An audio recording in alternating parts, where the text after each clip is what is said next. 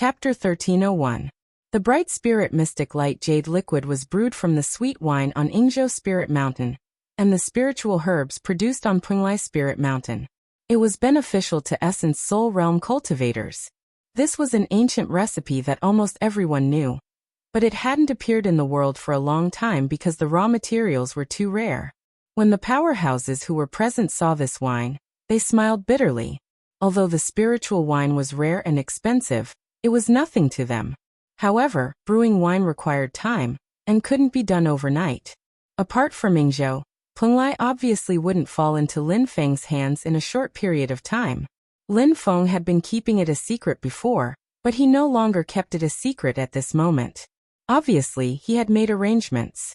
The world's power couldn't be united, and it was destined that they couldn't do anything to Lin Feng and Xianmen Tianzong. If they acted rashly, they would just become enemies with Xianmen Tianzong for no reason. If Lin Feng spent a lot of energy refining Yinghai, they might have a chance to ruin Lin Feng's plan even if they couldn't take control of Yinghai or the Spirit Mountain. Unfortunately, even if Liang Pan and Zhu Hongwu were destroyed, the Battle of Yinghai was settled, and the 3 Spirit Mountains fell into the hands of Xianmen sect. It was all done by Lin Feng's disciples and clones. His main body and Xianli had been guarding Yujing Mountain, intimidating everyone and not daring to act rashly. Xianmen Tianzong had already taken control of Yinghai without using his full strength. This caught everyone off guard and slightly shocked them. Since Lin Feng's main body and Xianli didn't move, be it the powerhouses who gathered outside the entrance of Yinghai, or the future glazed Buddha Lord in Yinghai, they couldn't act rashly. On the surface of Yinghai that was surrounded by white clouds, the future glazed Buddha Lord silently looked at the 3 spirit mountains of Yinghai in the distance. He didn't speak. He could vaguely feel that the current Yinghai space was different from before. Although the changes were very subtle, the future glazed Buddha Lord could still clearly sense the profoundness within. It was precisely because of this that he deeply knew that even if Lin Feng hadn't completely refined and controlled Yinghai at will, this place had already become Xianmen Tianzong's true home ground. Controlling 2 immortal mountains and controlling 3 immortal mountains was truly a qualitative change from a quantitative change to a qualitative one. Previously, when Lin Feng and Xianmen Tianzong controlled 2 immortal mountains, they could move freely in Yingxi. Now that they had 3 immortal mountains, as long as Lin Feng was willing, he could activate Yingxi to take the initiative to target other people in this place. Future star-glazed Buddha Lord looked at Lin Feng, carefully scrutinizing him for a moment, not saying a word. Lin Feng's 3 doppelgangers sat on the 3 mountains. They all wore smiles on their faces and did not say anything. Even if they had to fight in the future, Lin Feng didn't mind. When all the relics were refined from the Grand Emperor Palace and the Great Wheel of Heavens, the future glazed Buddha Lord raised his hand and collected all the relics. When the relics arrived by the future glazed Buddha Lord's side, they immediately emitted boundless light, and emitted a pure and benevolent aura. Buddhist chanting resounded incessantly. The future glazed Buddha Lord nodded to Lin Feng, turned around and left. Numerous green lotuses bloomed beneath his feet as he stepped into the void, and then he instantly vanished along the dimensional passageway that connected Yinghai and the Great Thousand World. The eastern glazed world that had been lingering above the East Sea suddenly shook, and a speck of light descended into the world. The image of Mount Meru in the world grew even larger at this moment, and a Buddha's pagoda descended at the peak of Mount Meru.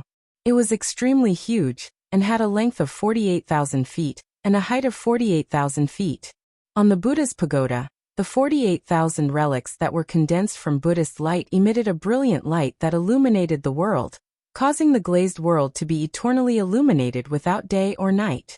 The future glazed Buddha Lord sat at the top of the Buddha's pagoda, and the Buddha's Dharma body that he stood on the image of Mount Meru flew up from Mount Meru, and descended by the future Buddha's side. There were numerous green lotuses on the image of Mount Meru, and every single lotus had a monk sitting in the lotus position within it. At this moment, they rose into the sky-piercing pagoda along with the green lotuses, and they stood at different positions. The chanting resounded throughout the world, and all the monks including Buddhist monk Dade, Buddhist monk Dakong, and the others were chanting Buddhist names in a low voice. Their bodies were enveloped in a faint golden Buddhist light, and they revealed the pure glazed true intent. The future glazed Buddha Lord closed his eyes slightly, and the eastern glazed world flashed before vanishing on the spot, never to be seen again above the East Sea. After that, there were still monks that roamed the world, guiding other people who sought Buddhism to ascend to the Pure Land, but very few people knew exactly where the eastern glazed world was. However, under the circumstances that the Taishu Temple and the Mount Shu Sword sect sealed themselves one after another, and under the circumstances that Xianmen Tianzong didn't interfere with the spread of Buddhism, the incense of Buddhism finally rose in the Divine Land once more, and Buddhism finally showed signs of recovery. The future glazed Buddha Lord left just like that, and Lin Feng didn't have any intention of interfering or stopping him. Returning the relic to the future glazed Buddha Lord was the sowing of good karma, and in the future, good karma would naturally come to an end, but it didn't affect the future karma between Lin Feng and the future Buddha that had to come to an end. After the Great Tempest Temple was completely destroyed, the Buddhist relic side mission that the system had issued earlier was cancelled. Although Lin Feng felt that returning the relic to the future glazed Buddha Lord was also a form of returning to the Pure Land, he had long since understood how crafty and deceptive the system was, so he didn't really care. He didn't have any use for the relic, and he didn't have the intention to use it as a sacrifice to refine immortal tools and treasures, so he simply returned it and didn't have any other thoughts. However, there was another item that Lin Feng was a little interested in. Yu Hongyan came to the top of Mount Penglai and met with Lin Feng's 9 Qi doppelgangers. He presented a purple ball of air. "Master, this is what you asked of me." Lin Feng smiled and nodded, reaching out to receive the ball of air. He saw that on the ball of air, he could faintly see a purple crystal that looked like a crystal. Within the crystal, there were rings of light constantly expanding and diffusing, and he could even feel a powerful power that shook the heavens and the earth. It was the supreme ruling divine light that originally belonged to Liang Pan. The divine light of creation could be seized after birth. This was something that Lin Feng and Yu Hongyan knew a long time ago, but it was easier said than done. It wasn't easy to successfully achieve their goal. Since ancient times, the divine light of creation had always been as rare as phoenix feathers and unicorn horns. Those who possessed the divine light of creation were all heaven's favorites of their generation, who left their names in the history books. There were even fewer records of seizing the divine light of creation, and it was difficult to have the experience of predecessors to refer to.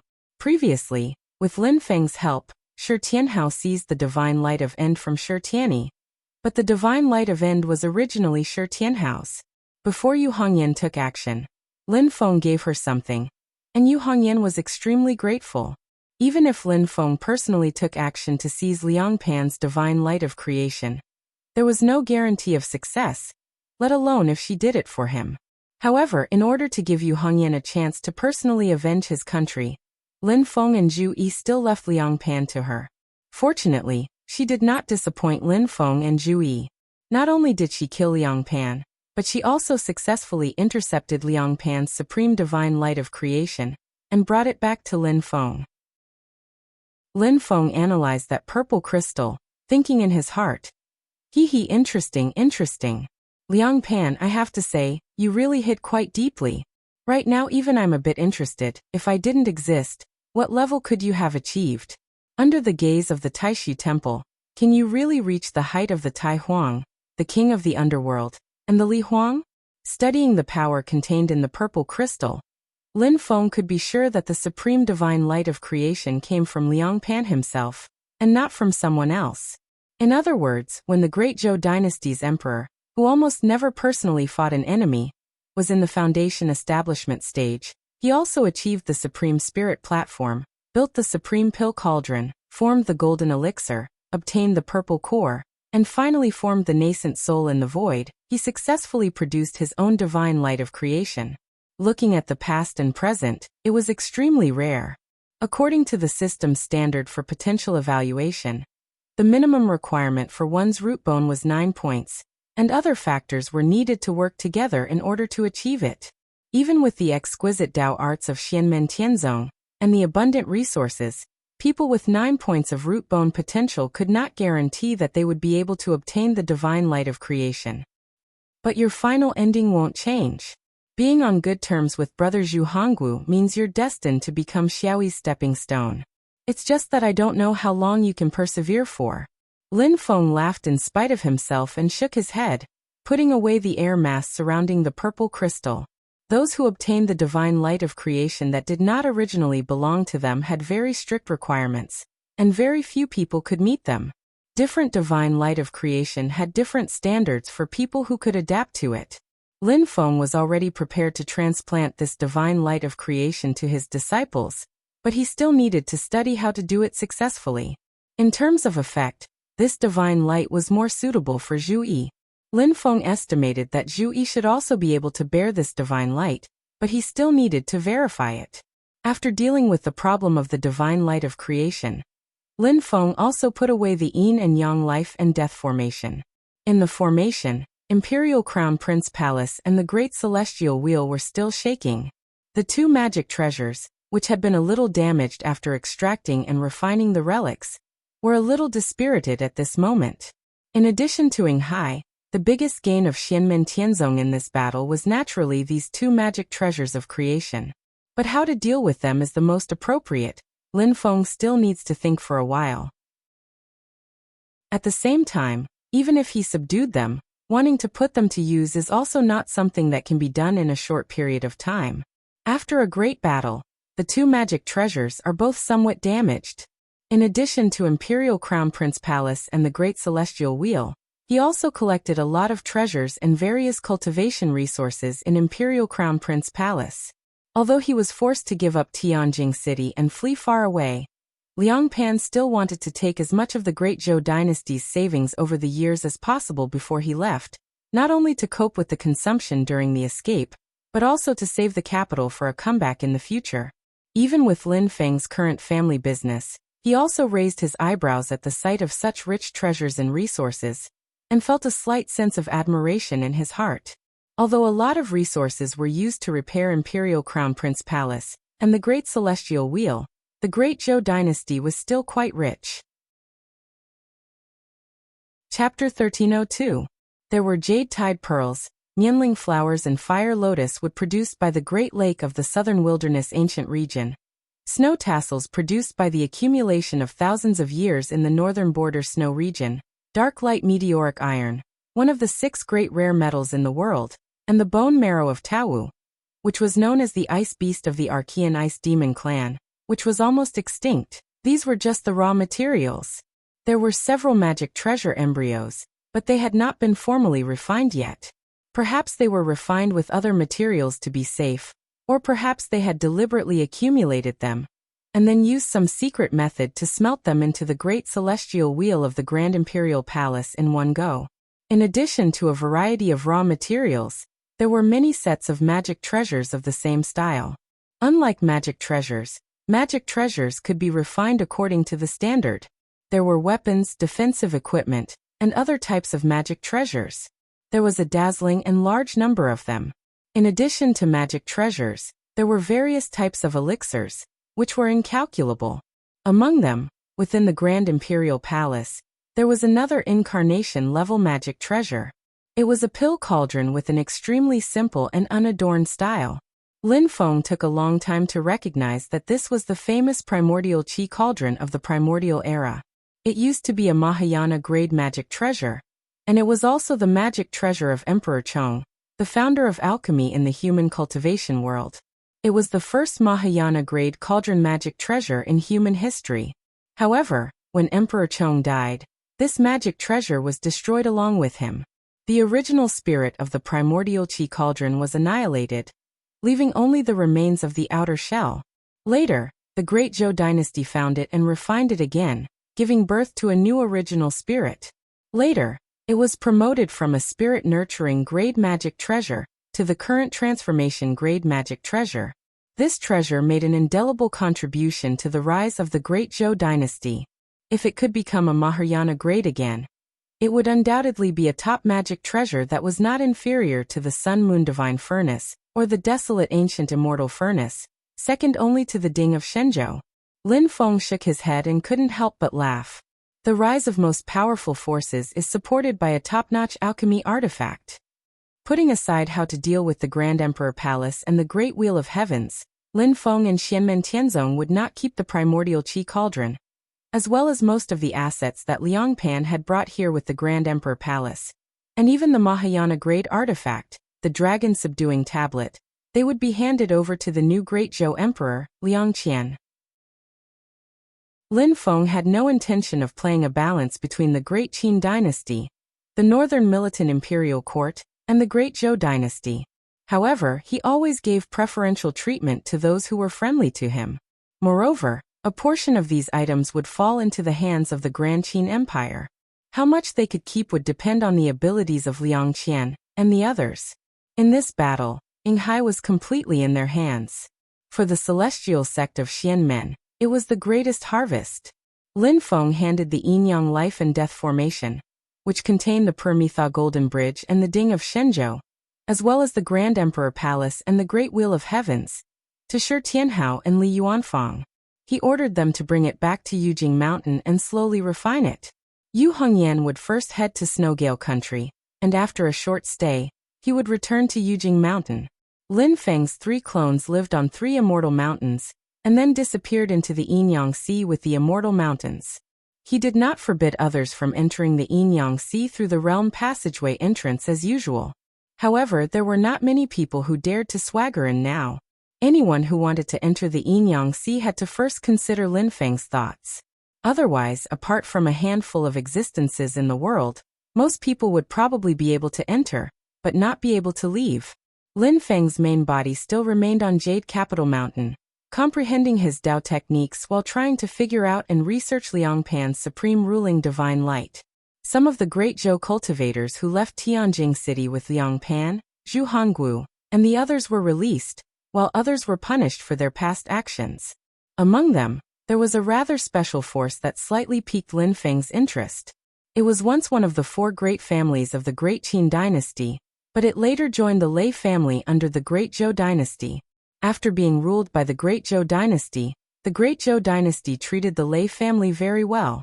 The Lei family's patriarch, Lei Lai, broke through a bottleneck that had lasted for many years and successfully refined his spirit to return to the void. This was closely related to the Great Zhou dynasty. Apart from all sorts of resources, the Lei clan had also obtained the top-notch Great Chaotic Interior True Lightning Dao scripture from the Great Zhou dynasty. As for the Lei family's most outstanding youth, Lei Jie, he had also become a rising star that the Great Zhou Empire focused on grooming.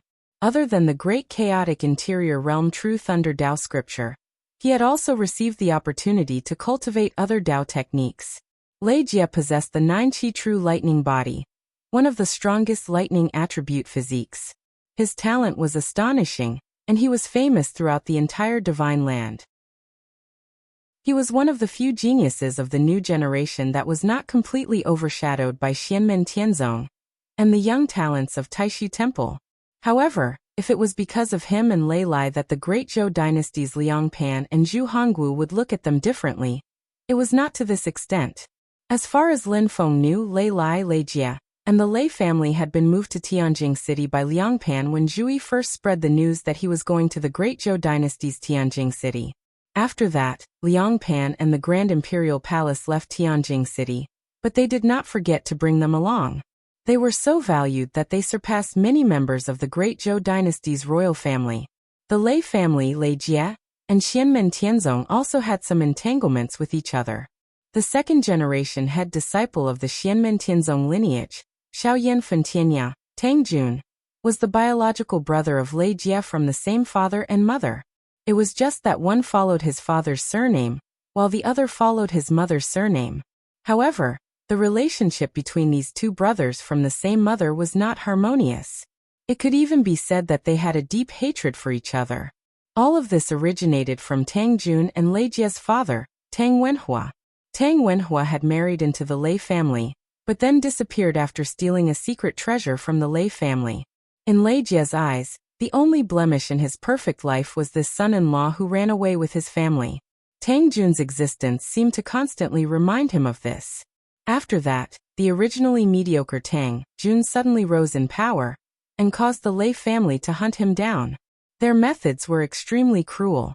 There was even an order that if they could not capture him alive, they could bring his corpse back. In a short period of time, Lei Jie showed a state that he had never shown before or since. He was almost out of control, and went to hunt Tang Jun personally. He did not even have the intention of capturing Tang Jun alive. He had the intention of directly killing Tang Jun, and forcing Tang Jun to narrowly escape. This hunt only ended when Tang Jun fled west, and became a disciple of Xianmen Tianzong. When Xianmen Tianzong held the Kunlun Mountain Dharma Assembly for the third opening ceremony, the Lei family participated along with the Great Zhou dynasty. Lei Lai personally met Lin Feng, and wanted to take Tang Jun back. However, Lin Feng refused. In these years, the Lei family was also anxious. They were afraid that Xianmen Tianzong would stand up for Tang Jun. However, after that, whether it was Xianmen Tianzong or Tang Jun himself, they did not seem to have the heart to pursue the past. However, Lei Lai and the Lei family could not relax. Compared to Lin Feng's usual behavior, it was clear that he was waiting for Tang Jun to grow up in the future and personally settle the past grudges. In these years, Tang Jun's speed of growth had caught the attention of the world. As the top figure among the second-generation direct disciples of Xianmen Tianzong, he had long entered the sights of those who were observant. However, to the Lei family, it was like a death knell. As Tang Jun's cultivation grew higher and higher, there were even people in the Lei family who had the thought of assassinating Tang Jun and fighting to the death. However, it did not become mainstream. The sudden change in Tang Jun's mediocre physique was also due to his mysterious missing father, Tang Wenhua. According to Lin Feng's speculation, the sudden and drastic decision of the Lei family after his physique changed was likely closely related to Tang Wenhua. This seemingly ordinary person could have single-handedly created Tang Jun's Azure Flame Emperor body and Lei Jie's Nine Qi True Thunder body. If such a heaven-defying act could be created by someone, then even if the success rate was limited, it was no wonder that Liang Pan and the Great Zhou dynasty valued the Lei family so much. Although he could not see Lei Jie's potential value, Lin Feng believed that his bone potential value was most likely the same as Tang Jun's, 9 points. Unlike Tang Jun, Lei Jie had displayed great talent at a young age. However, after connecting the various situations after Tang Jun's physique changed, Lin Feng was almost certain that Lei Jie's physique was not innate, but was created by Tang Wenhua. In recent years, the Great Zhou dynasty and the Lei family had also put an effort to search for Tang Wenhua's whereabouts, but to no avail. Before Tang Jun could find the Lei family, Zhu Yi, Shi Tianhao, Yu Hongyan, Li Yuanfang and the others had already flattened the Great Zhou dynasty. If the Lei family had been content with their corner, they would still be fine. However, even under such circumstances, Liang Pan had not forgotten about Tang Wenhua and the Lei family, and had taken them away. Liang Pan's forcefulness did not give the Lei family any hesitation, and the Lei family did not have much choice in the first place. Although it was not difficult to make a choice between Tang Jun and Lei Jie, and compensate Tang Jun, Tang Wenhua's matter was a thorn in the Lei family's heart. On the other hand, it was unknown whether Tang Jun would appreciate the kindness. After all, from the time he was born to the time he left the Lei family, Tang Jun had never experienced any warmth there. All the memories related to the Lei family were extremely unpleasant. At this moment, he did not need to rely on the power of the family to develop. The Lei family members, including Lei Lai, all looked at Tang Jun with complicated expressions. Tang Jun's master, Xiao Yan, sat silently on the main seat and did not speak. Tang Jun stood to the side and looked emotionlessly at Lei Lai and the others. Beside Lei Lai stood a youth. His appearance was 60 to 70% similar to Tang Jun, and his expression was the same as Tang Jun's. Amidst the calmness, there were hints of coldness and fierceness. At this moment, Lei Jie's gaze was fixed on Tang Jun, and a strange emotion appeared in his eyes. Xiao Yan's expression was calm, and he had no intention of speaking. Lei Lai looked at him and sighed. His expression completely disappeared, and he did not speak. Silently, he looked at Tang Jun and Lei Jie, the twin brothers in front of him. Chapter 1303. Tang Jun looked at Lei Jie and asked casually, "Lei Dalong, how have you been?" The two youths, who were both valiant and resolute, stood facing each other.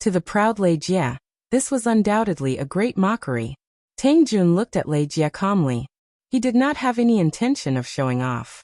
As he continued to rise, he also felt immeasurably happy and elated. However, he did not immerse himself in it. Instead, he constantly reminded himself not to relax, and to continue to move towards greater heights. He did not reject the feeling of happiness, nor did he think that he was full of himself. He did not think that this was a negative emotion. However, as time passed and he grew stronger, this feeling gradually faded. Therefore, he was very calm when facing Lei Jie. However, this did not mean that he would forget everything that had happened. Kindness must be repaid, and enmity must be repaid. This was how Tang Jun had always been. Lei Dalong, because of my father, you hated me. The Lei family vented their anger on me.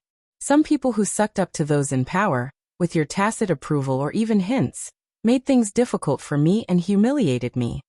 In the Spirit Extermination Valley, I would have died at your hands if you had been a hair's breadth away. I have never forgotten these things. Every debt has a debtor. Let us settle this slowly one by one. Being broad-minded and magnanimous has never been the same as being lenient, and allowing the weak to be bullied. If you repay enmity with kindness, how do you repay kindness? Tang Jun said calmly. But all of this, whether it was anger or disgust, at least the reason is clear. Tang Jun looked at Lei Jie. When I left my father's old residence, the Lei family hunted me down. There was even a saying that if I was alive, they would find my corpse. The Lei family hunting me down must have something to do with my father. It must have something to do with my body changing through the array in my father's old residence. But you, Lei Dalong, who has always hated me, looked down on me, and was unwilling to look me in the eye. Why did you suddenly come after me personally? Although we did not get along, I also knew that you were clearly in an abnormal state at the time. You wanted to kill me as soon as you could. At that time, I had not yet entered the sect. Even if my body changed because of the array in my father's old residence, I was still a foundation establishment cultivator. Why did you suddenly act so strangely? Hearing Tang Jun's question, Lei Jie was silent for a moment. The anger he felt when he learned the truth all those years ago seemed to rise from the bottom of his heart again. The words written on the paper floated before his eyes again. Compared to the previous failure, the second was finally a success. The previous was a failure. The second was a success. Lei Jie's state of mind gradually calmed down after he had personally hunted down Tang Jun out of rage. Even when he had gone to Xianmen Tianzong's territory to participate in the Dharma assembly, and knew that Tang Jun was on Kunlun Mountain, Lei Jie could still calm himself down. Over the years, Lei Jie's goal had been to prove that he was stronger than Tang Jun, and use this as motivation to improve. Unfortunately, the situation was stronger than the person. Tang Jun's progress was rapid and his momentum was even faster than Lei Jie's. He gradually began to catch up. Although the people around him comforted him that Tang Jun's rise was due to Xianmen Tianzong, Lei Jie could not convince himself otherwise. Today, the two of them finally stood face to face. The anger he felt when he had just learned the truth rushed into Lei Jie's heart again. He said coldly, "Is there still a need to say this now?" Tang Jun's expression was calm. "You will tell me, won't you?" Lei Jie was silent again. After a while he nodded and said slowly, "Yes, that's right. I will indeed tell you just how sad we are." He turned to look at the Lei family patriarch Lei Lai. "Grandfather." Lei Lai was silent. With a flick of his finger, a small ball of lightning floated in front of Xiao Yan and Tang Jun. A strange flow of light flowed within the lightning. This lightning was formed from Lei Lai's magic power. It was used to preserve the strange flow of light for a long time. Xiao Yan pointed with his finger, and drew the information contained within the lightning. He did not look at it himself, but first sent it into Tang Jun's consciousness. He did not seem curious about the content, nor was he worried about whether Tang Jun could bear it. Tang Jun bowed to his master, Xiao Yan, and then closed his eyes. His consciousness magic power merged with the flow of light, and he browsed through the information contained within. It was a remnant of someone's consciousness that had been restored using magic power. However, because it was too damaged, it could not restore the image of light, only some sound. I know I have succeeded. Without a doubt, this time, it will not be a failure like the first time. Compared to the previous failure, the second one has finally succeeded, and the amount of resources and effort used is even less. However, the Lei family cannot continue to stay. If this continues, they may find traces of us. The voice came from a middle-aged man. His tone was calm and contained some joy. Tang Jun found the voice very unfamiliar, but he could also imagine that the owner of this voice should be his and Lei Jie's father, Tang Xiaohua. In just a few words, it was not difficult to outline the whole story of what had happened back then. The so-called previous failure undoubtedly referred to Lei Jie, and the second success referred to him, Tang Jun. However, from Tang Xiaohua's words, Tang Jun could not hear any affection or familial love. The joy in that voice was not the joy of having a son, but the result of success. In this voice, when Lei Jie and Tang Jun were mentioned, it was as if they were not his two sons, but two works, one a failure, the other a success. The cold indifference contained in the calm joy made one shudder. Find traces? Who is this they referring to? Is it the Lei family? It doesn't seem like it. Tang Jun frowned slightly. He came to a realization. When Tang Wenhua had fled from the Lei family, it was most likely to avoid the they he was referring to. The escape of the treasure was just a cover, to make it more natural for him to leave the Lei family. Since this was the case, this they naturally did not refer to the Lei family, but someone else. Tang Wenhua chose to flee with the treasures instead of faking his death. Perhaps there were other considerations, but it was not something that Tang Jun could analyze with the information he had at hand at the moment. Tang Jun looked towards Lei Lai and Lei Jie. Lei Lai slowly said, "After you left Tang Wenhua's former residence, we thoroughly investigated the place. The Great Zhou even secretly invited the Grand Imperial Palace to restore this remnant trace." Chapter 1304. As Lei Lai spoke, Xiaoyan had already skimmed over the voice that had been recovered from the remnant traces. His expression did not change much as he sat motionlessly. Tang Jun looked at Lei Lai and nodded. Then his gaze landed back on Lei Jie. Speaking of which, if it wasn't for the traces left behind by light and shadow, I wouldn't even know what he looked like. My relationship with him was even more indifferent. It could be said that there was no emotional foundation to speak of.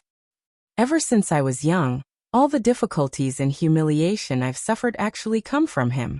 Tang Jun was silent for a moment. The only person who cared about me was my mother, but because he left without saying goodbye and fled with the treasures, she died of depression and left us early.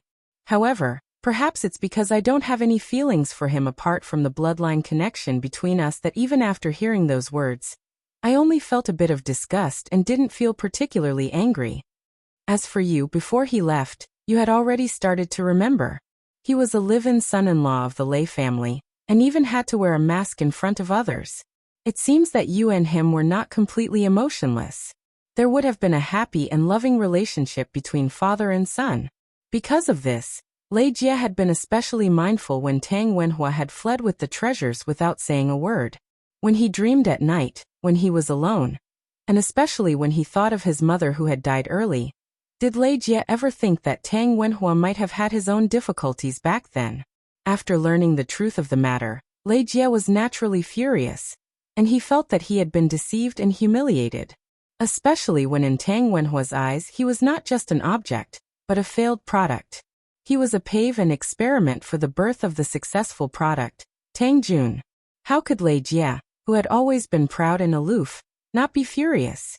He completely lost control of his emotions, and when he couldn't find Tang Wenhua, he vented all of his anger on Tang Jun. "Shut up, don't speak." Ignoring the presence of Xiaoyan and Lei Lai, Lei Jie shouted in a low voice, his eyes fixed on Tang Jun. The face that resembled Tang Jun's was slightly distorted at this moment. Lei Jie, who was already in the middle stage of yuanying, rarely lost control of his emotions like this, but he was clearly unable to calm his mind at this moment. Tang Jun looked at him calmly and shook his head. "Do you think I'm deliberately humiliating you and showing off? You and I have a score to settle, but I have no intention of humiliating you, much less showing off to you. At the end of the day, whether we succeed or fail, in that person's eyes, We are not his flesh and blood. There is no familial love between us. But I still have to thank him. My azure flame monarch body was indeed bestowed by him. This made my path of cultivation much smoother, but because of him, I also suffered many setbacks and tribulations. Tang Jun placed his hands in front of him and spread them out. Looking at the lines on his palms, he said unhurriedly, "After listening to those words just now, for a moment, an idea popped into my mind. I'm now working hard to cultivate, constantly working hard. My cultivation is getting higher and my strength is getting stronger and stronger. So far, I've achieved some results.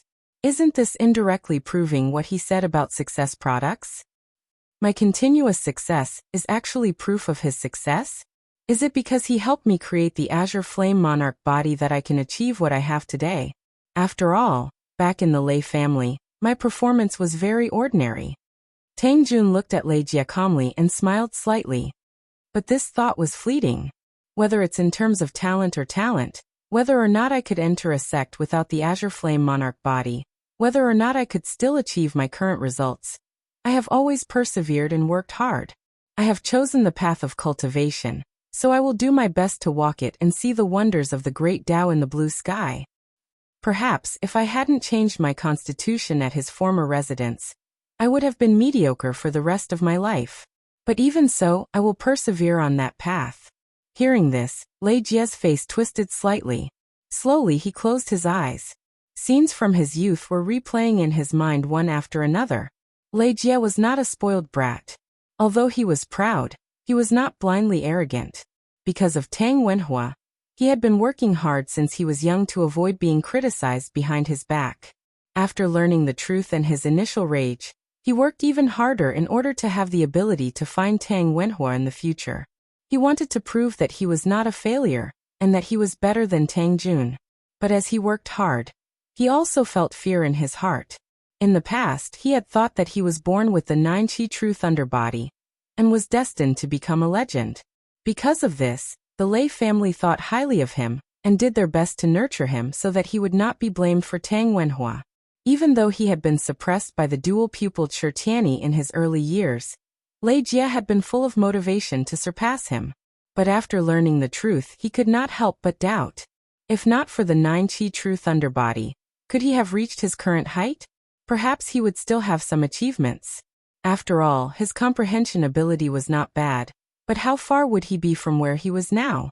More importantly, if he hadn't displayed the 9-Chi True Thunder body since he was young, would the Lei family still put in so much effort to nurture him? Would he have suffered the same fate as Tang Jun, dragged down by Tang Wenhua, and faced the wrath of the Lei family? Tang Wenhua's 9-Chi True Thunder body had caused him to walk the path of fate that was completely different from his own.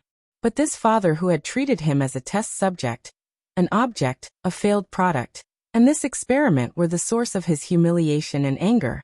Perhaps if there was no Tang Jun, the so-called successful product, as a comparison, Lei Jie would have been slightly better off. However, as Tang Jun continued to soar and rise to power in recent years, the pressure on Lei Jie increased. This kind of contradictory mentality had always been in Lei Jie's heart. Even though he had successfully formed his nascent soul, it still existed. It did not lessen, nor did it disappear. Instead, it would completely erupt at a certain time. Lei Lai looked at Lei Jie and sighed in his heart. He could sense Lei Jie's state of mind and tried to ease it, but unfortunately, the effect was limited. Although Lei Jie had been trying his best to calm himself down in order to ease his mind, how could Lei Lai not see that Lei Jie was only forcefully suppressing it? If this trend continued, it would be extremely difficult for Lei Jie to reach the late Yuanying stage, even though he had reached the mid-Yuanying stage. In reality, for a cultivator with the 9-Chi True Thunder body, it was actually relatively easy to reach the late Yuanying stage from the mid-Yuanying stage. At least, it was much easier than for other cultivators. For Lei Jie, under normal circumstances, it would be much easier than going from the early Yuanying stage to the mid-Yuanying stage. However, with his current state of mind, it was extremely difficult. Even if he reached the late Yuanying stage, it was almost impossible for him to break through to the primordial spirit stage. With the 9 Chi True Thunder body, the Lei family's dragon steed, who could challenge the status of the dual-pupiled Shirtiani, and was also known as a young prodigy, was actually going to stop at the late Yuanying stage with no hope of becoming a primordial spirit. This was undoubtedly a huge irony, but it was something that could actually happen. Thinking of this, Lei Lai looked at Tang Jun and couldn't help but sigh.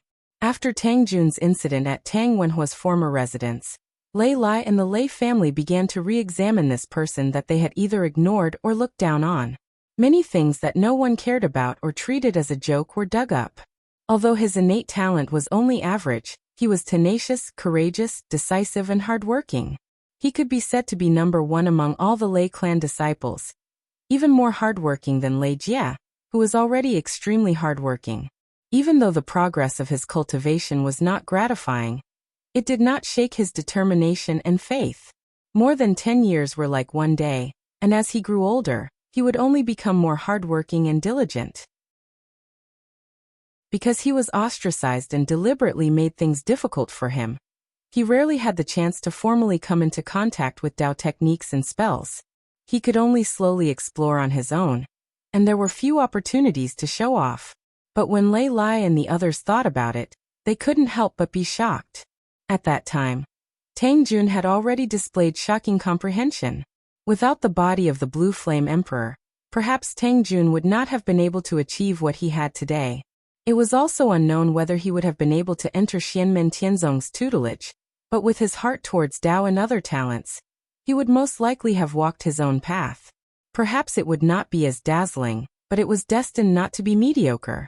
Lei Jie's eyes were tightly shut, his face slightly twisted, and even his body was trembling uncontrollably. At the beginning, the first thought that popped into his mind was that Tang Jun was mocking him and looking down on him. Since when had he fallen to the point where he had to be reprimanded by Tang Jun? Just as Tang Jun had said, although the two of them could be said to be in the same boat, the specific circumstances were still different.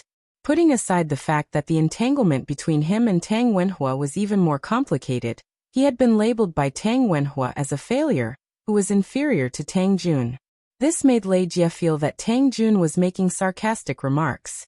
Why don't we swap places and try putting you in my position? But very quickly, Lei Jie's heart suddenly became alert. If he continued to immerse himself in this kind of emotion, then he would only be left further and further behind by Tang Jun, who had already caught up to him. In the end, he would not even be able to reach the late Yuanying stage, let alone prove his primordial spirit. Lei Jie's expression finally calmed down. He opened his eyes and looked at Tang Jun again. Are you going to use this kind of method to attack my spirit? Is Xianmen Tianzong not enough for you to maintain your confidence? These words were at the tip of his tongue, but Lei Jie swallowed them back down. This was because the Tang Jun before him had a calm and clear gaze that contained only self-confidence, unyielding determination, and firm determination on his own path. Looking at Tang Jun like this, Lei Jie suddenly felt something. Even if the two of them had really swapped places, Tang Jun would still be like this. With the Ashen Flame Emperor's body, he would not say that he did not need it. It was an objective fact that it was convenient for him on the path of cultivation. But if he did not have the Ashen Flame Emperor's body, it would not have affected his state of mind that much. The path he wanted to walk would never waver. It was my fortune to have it, and it was no harm to lose it. I will walk my path without wavering. Chapter 1305.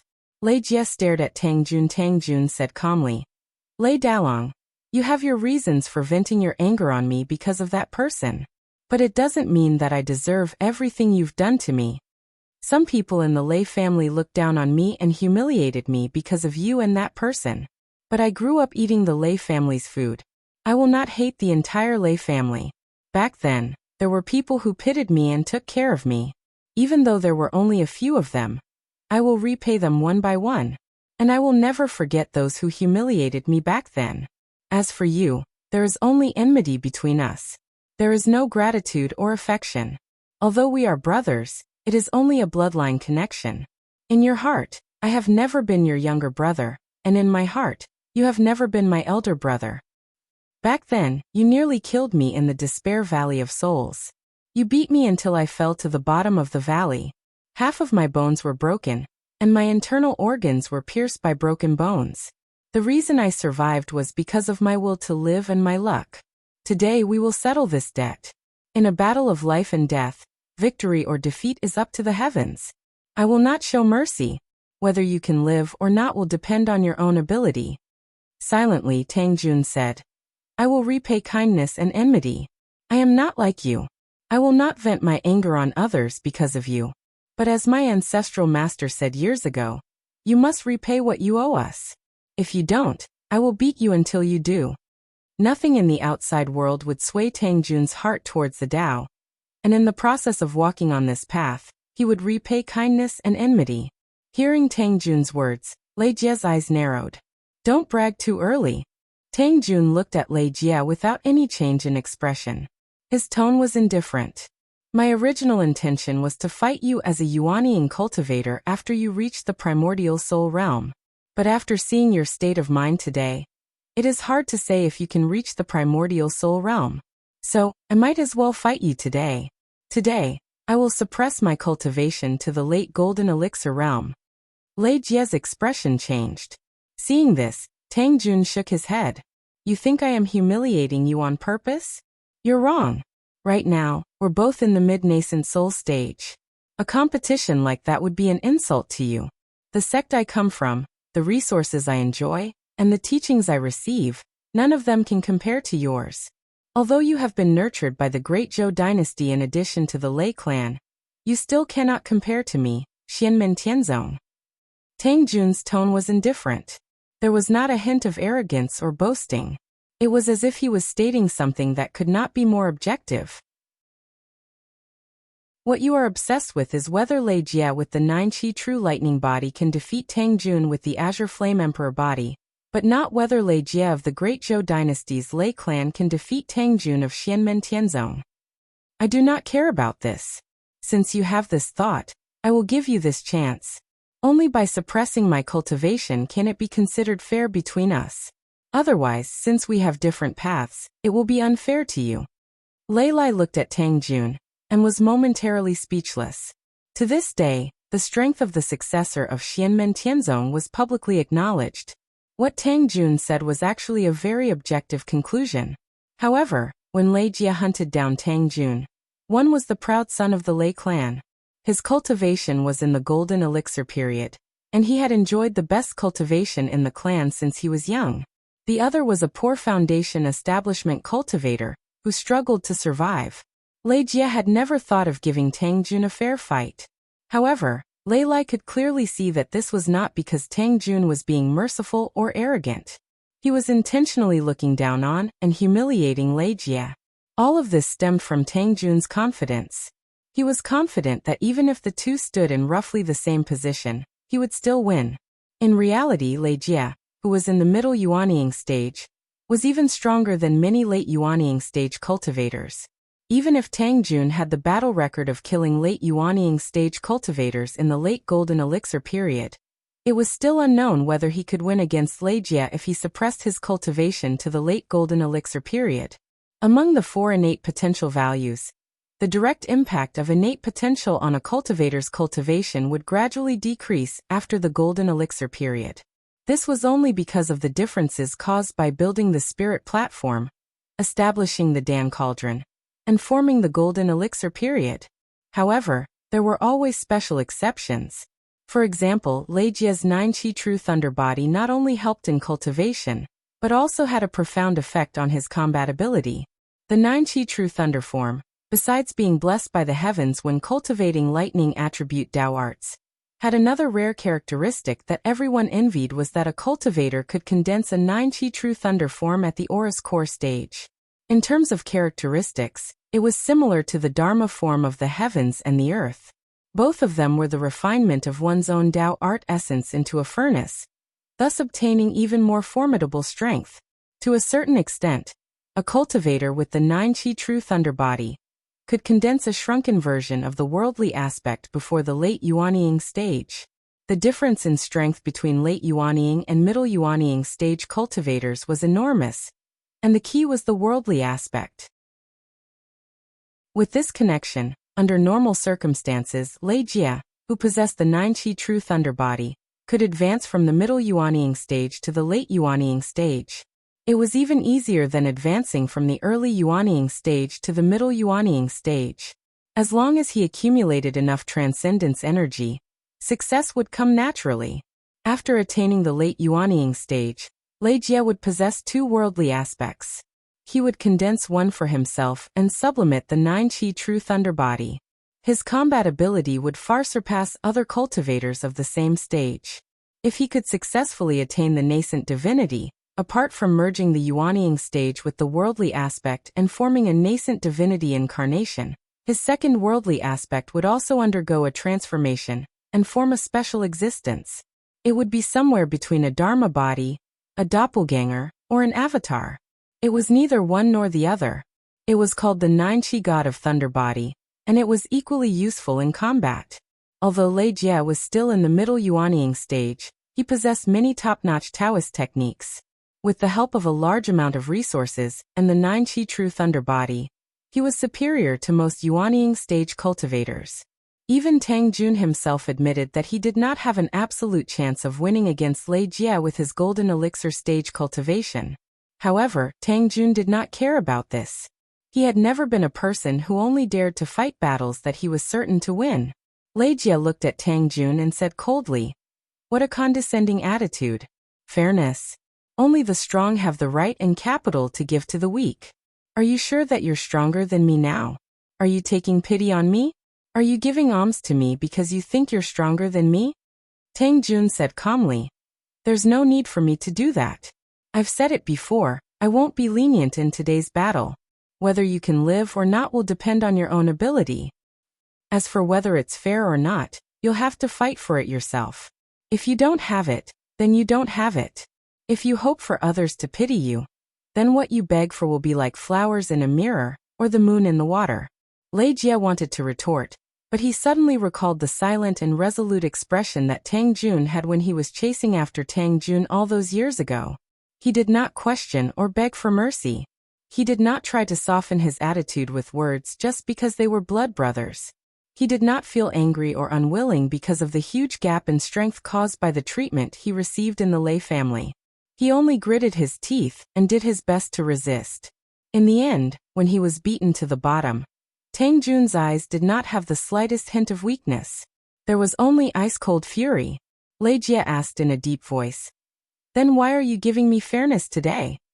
Tang Jun answered, "We are born from the same mother. You and I are not brothers, but mother and I are mother and son. You are also her son. I'll fulfill your wish and give mother an explanation." Lei Jie's eyes narrowed and he was a little absent-minded. Before his mother passed away, she had asked him to take good care of Tang Jun, but he had thrown it to the back of his mind because of Tang Wenhua. Many people in the Lei family made things difficult for Tang Jun because they wanted to please him. He was well aware of it, but he silently allowed it and even hinted at it. If it wasn't for the dangerous environment at the bottom of the Spirit Extinction Valley, which was dangerous for cultivators during the Golden Elixir period, he would have rushed down there and turned Tang Jun to ashes. Lei Jie shook his head and came back to his senses. He took a deep breath and looked at Tang Jun. "Back then, I didn't suppress my cultivation to the foundation establishment stage to fight with you. Today, you don't need to suppress your cultivation either. Let me see what kind of strength you have after studying in Xianmen Tianzong for so many years." Tang Jun said indifferently, "Up to you." Lei Lai stood up at this moment and said slowly, "True Lord Tiansong, please wait and listen to this old man." He knew that there was no familial love between him and Tang Jun, so he directly called him by his Daoist name, and didn't take advantage of his seniority to establish a relationship.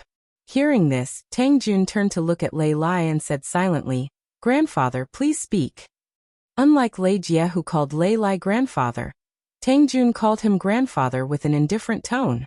Back then, this old man completely treated him like heir. When the Lei family was hunting him down, the order to kill him was issued by this old man. Now he called him grandfather purely because of Tang Jun's mother. Hearing Tang Jun's way of addressing him, Lei Lai understood.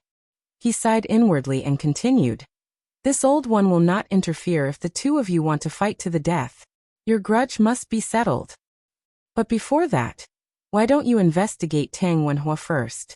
Where did he go? What's his background? What's his plan?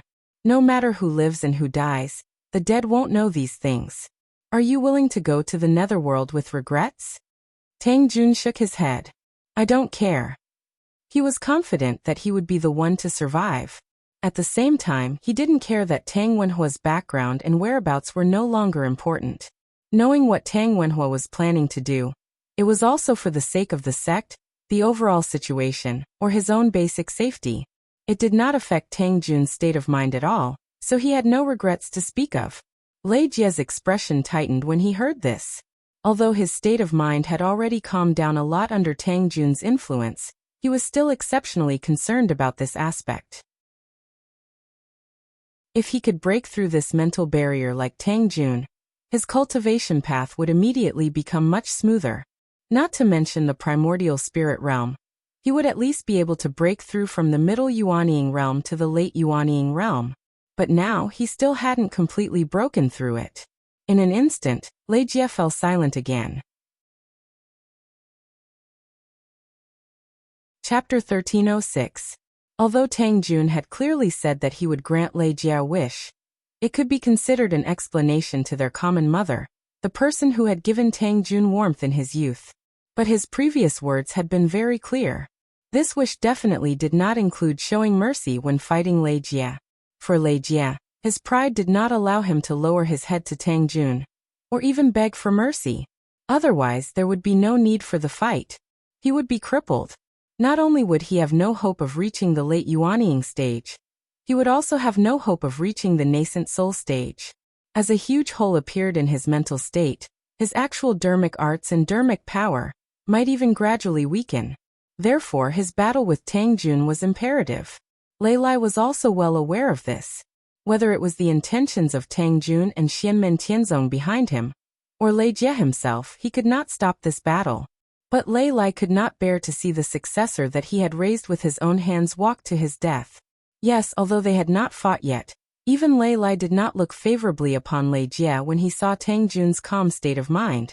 Even if Lei Jie said that they were both fighting at the mid-Yuanying stage, even if Tang Jun suppressed his cultivation to the late Golden Elixir stage, in Lei Lai's eyes, Lei Jie's chances of victory would be even slimmer. This was a hurdle that Lei Jie had to pass. Lei Lai only hoped that he had a higher chance of victory. If he could successfully see through Tang Wenhua's origins and goals, Lei Jie might be able to readjust his mental state. Under these circumstances, even if he lost to Tang Jun, as long as he didn't die, he would still have a chance to rise again. Unlike now, when Lei Jie faced Tang Jun, he could only win and not lose. If he lost, even if he managed to stay alive, his already self-doubting and contradictory mental state would likely collapse even further. But when faced with Tang Jun's challenge, Lei Jie had no choice but to accept. If he retreated and admitted that he was no match, the result would be the same as losing. At this time, Lei Lai could only step forward and help Lei Jie find a way out of this embarrassing situation. At the same time, he also sought an opportunity. Defeating Tang Jun and Tang Wenhua's secret were two sides of the same coin in Lei Jie's mind. Both were equally important. Temporarily avoiding the battle with Tang Jun because of this matter wouldn't cause Lei Jie any setbacks. Tang Jun looked at the silent Lei Jie, whose face was slightly twisted again. Then he looked at Lei Lai. Xiao Yan sat at the side and did not interrupt, allowing Tang Jun to deal with the situation himself. When he heard Lei Lai's words, he could not help but smile. What Lei Lai was thinking, Xiao Yan and Tang Jun both had an idea in their hearts. However, the two of them did not say anything. Xiao Yan, as usual, kept his mouth shut and did not speak, while Tang Jun faintly said, "Whether or not I know Tang Wenhua's past and intentions, I am not in a hurry. But if you insist on getting to the bottom of this matter first, I will not oppose it." His tone was calm and confident. "The current clue is with the two of us. The ancestral land of the Lei clan, and that old residence have been moved away by the entire space-time shift. They are now in the Supreme Imperial Palace. I've returned there to study, and that should be all I have gained. I think it won't take long." Lei Jie remained silent while Lei Lai nodded. That is correct.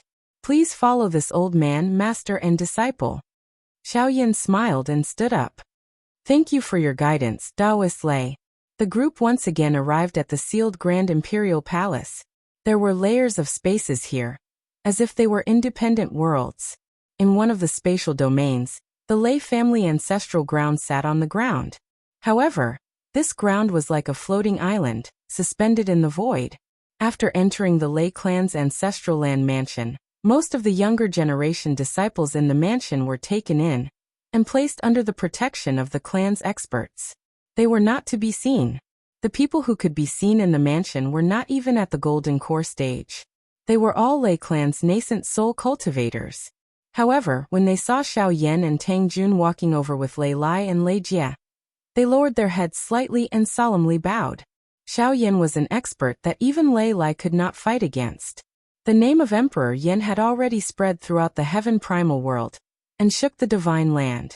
Although Tang Jun was in the middle stage of Yuanying cultivation and was even lower than the late-stage Yuanying ancestors of the Lei family, no one dared to look down on him. He had once replicated the battle achievements of his master Xiao Yan and killed a late-stage Yuanying cultivator in the Golden Elixir period. He had suppressed his peers and made countless geniuses bow their heads in submission. Even in his sect, Xianmen Tianzong, which was full of geniuses, only Zhou Yunsong and Han Yang could compare to him in terms of actual combat. The youth that they would not even look at in the past, who would only think of Tang Wenhua as he ran away with his treasures when he heard his name, who they felt had dirted their ears, had already grown into an expert that they had to start looking up to. How many years had it been? Although every Lei family cultivator lowered their heads and did not let others see their gazes, they could feel that everyone's emotions were extremely complicated. If Tang Jun was just a lone cultivator, then the Lei family might change their opinion of him, but they would not be as bitter and helpless as they were now.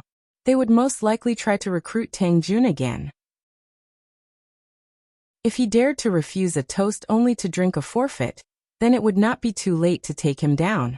After all, the Lei family still had Lei Lai of the Return to Void Realm and the clan treasure. However, behind Tang Jun stood Xianmen Tianzong, a colossus that the Lei family could not shake at all. Even Fun Tianya alone was not something that the Lei family could shake. Unlike Lei Jie, who was stuck in a bottleneck and had a difficult road ahead, the current Tang Jun was still in a state of rapid development and continuous improvement. Under Xianmen Tianzong's nurturing and protection, the chances of Tang Jun dying were too low. With the strength and potential that he had displayed now, he would be able to look down on the entire Lei family with his own strength in the future. This reality was placed in front of everyone, causing every Lei family member to feel dispirited and lost. Tang Jun followed behind Xiao Yan. His face didn't have the rueful feeling of returning home in glory, nor did he have the arrogance of being satisfied with his success. But it was just this that made the Lei family's people feel even more upset in their hearts. I want to pay my respects to my mother first. Tang Jun looked at Lei Lai and said. He had returned to the Lei family for only a few things. Pay his respects to his mother, repay the Lei family members who had taken care of him when he was young, and settle the score with Lei Jie and the Lei family members who had bullied him. After that, he had to figure out what Tang Wenhua was doing. He was not interested in it, and it would not affect his state of mind. However, he had to understand it clearly, lest there would be unknown troubles in the future that would bring trouble to himself or his sect. Hearing Tang Jun's words, Lei Lai nodded. That's right. After you pay your respects, we will start with 17th Mother's belongings. Everything that Tang Wenhua left behind was kept by 17th Mother when she was alive. The so-called 17th Mother was Lei Lai's first wife's daughter, Tang Jun and Lei Jie's mother. After Tang Jun offered incense for his mother, Lei Jie also offered incense for his mother without a word. He looked at his mother's memorial tablet with a slightly dazed expression. After paying his respects to his mother, Tang Jun followed Lei Lai to a quiet room. With a point of Lei Lai's finger, a stream of light landed on the table in the quiet room. There were many items wrapped in the light. They had been specially categorized and organized, so there was no sign of disorder. The Lei family and even the Great Zhou dynasty had clearly been checked inside and out many times. Perhaps there was really nothing special about these things, Or perhaps they had been processed with special secret techniques. Some strange techniques could not be opened without special techniques. Even if the decider was stronger, if the decider were to forcefully open it, the item would be directly destroyed, and the possibility of it being destroyed was even higher. Xiao Yan's gaze swept across the items, then he turned to look at Tang Jun try it. Tang Jun took a step forward and came before these items. He took turns using his Fa Li to absorb them one by one. Then he used the process of opening the secret matrix in Tang Wenhua's former residence to experiment. Among these items, there were some that he had come into contact with when he was young. However, because his body had not changed at that time, there was no reaction even when he had come into contact with them. After the incident at Tang Wenhua's former residence, Tang Jun had been hunted down. After escaping, he traveled west and finally became a disciple of Xianmin Tianzong. He had never returned to the Lei family, so naturally, he had never come into contact with these items. When Tang Jun grabbed one of the jade talismans, the jade talisman suddenly changed. Lei Lai and Lei Jia's eyes shone brightly. The jade seal was not something that Tang Wenhua had left for Tang Jun and Lei Jia's mother, but something that belonged to Tang Jun's mother. In their memories, it had nothing to do with Tang Wenhua. However, it seemed that what was strange was not something left behind by Tang Wenhua, but this jade seal. The jade seal projected light into the air and formed a flashing white door. Xiao Yan and Lei Lai immediately led Tang Jun and Lei Jia into the door of light. The moment they saw the door of light, they already knew that the way to open the door of light was special. It needed a special method to open it, but the door itself was nothing special. It was just a path that connected to a small foreign dimension. It did not pose any threat to them. After entering the door of light, they came to the foreign dimension together. They saw that this place was already barren, and there was nothing left. However, Xiaoyan could faintly feel some profound and wondrous aura lingering within. His hands changed hand seals, and streams of purple energy surged out. They instantly engulfed this small foreign dimension, and completely covered the air in purple. Lei Lai had no intention of objecting or interfering. Instead, he focused all his attention on the air in front of him. In the air, small dots of light gradually appeared. They were as small as corn, and they quickly gathered together to form a unique scene. Within that light image, there stood a unique altar, and the figure of a man stood on it. The pupils of everyone who had seen the image shrank slightly. Tang Wenhua. Chapter 1307. In the image, a man stood on the altar. His facial features weren't particularly handsome, but he had a certain charm to him. He looked 40 to 50% similar to Tang Jun and Lei Jia, but he looked more like Tang Jun. The man looked very young, perhaps only in his 20s, but his hair was slightly white. His eyes and expression exuded a mature and peaceful aura, as if he had experienced the vicissitudes of life. Among the people present, although Xiao Yan and Tang Jun had never seen this man in person, through the traces of light and shadow they had seen before, the two could confirm that this man between young and middle-aged was Tang Jun and Lei Jia's birth father, Tang Wenhua. Lei Lai and Lei Jia had both seen Tang Wenhua with their own eyes. Naturally, they recognized him immediately when they saw the image. Lei Lai's expression was calm as he stared at Tang Wenhua, while Lei Jia's breathing became noticeably heavier. The Tang Wenhua in the image was currently standing at the center of the altar. His hands formed hand seals, and streams of magic power were sent out into the altar. There were other things at the center of the altar. Upon closer inspection, they were treasures rich in spirit energy. They were gradually dissolving under the effects of Tang Wenhua's magic power, turning into clumps of flames. Tang Wenhua's magic power aura wasn't very strong. It had just reached the early stage of yuanying. However, the ritual he was performing was extremely mysterious. Lei Lai stared at it carefully, and his brows furrowed. He discovered that he, who had successfully refined his spirit to return to the void, couldn't understand Tang Wenhua's ritual at all. He couldn't understand the profound mysteries hidden within. A return-to-void expert couldn't understand the ritual performed by an early-stage yuanying cultivator. The mysteries hidden within Tang Wenhua's ritual shocked Lei Lai. If Tang Wenhua hadn't learned it from someone else, but created it himself, then the mysteries hidden within would be even more intriguing. Xiao Yan's eyes lit up slightly as he looked at the ritual Tang Wenhua was performing. There seemed to be a boundless flame burning in his eyes, dazzling. At this moment, the projection that Xiao Yan had restored with his transcendence energy suddenly shook a little, twisting and pulling. It was as if a piece of paper had been suddenly torn apart by someone with great force. Xiao Yan raised his eyebrows and sneered. He pointed his finger at the image and pointed at it. Suddenly, a raging flame ignited on the image. These flames did not damage the image of light and shadow. Instead, they burned the invisible hand that was tearing the image apart. Being burned by the flames, the invisible hand immediately shrank. The distorted scene quickly returned to normal, and bright flames still danced around the edges. Lei Lai's eyelids twitched when he saw this. Everything that had happened just now happened in an instant. It was so fast that even he could not react in time. If it wasn't for Xiao Yan, then the image of light would have already been destroyed by someone.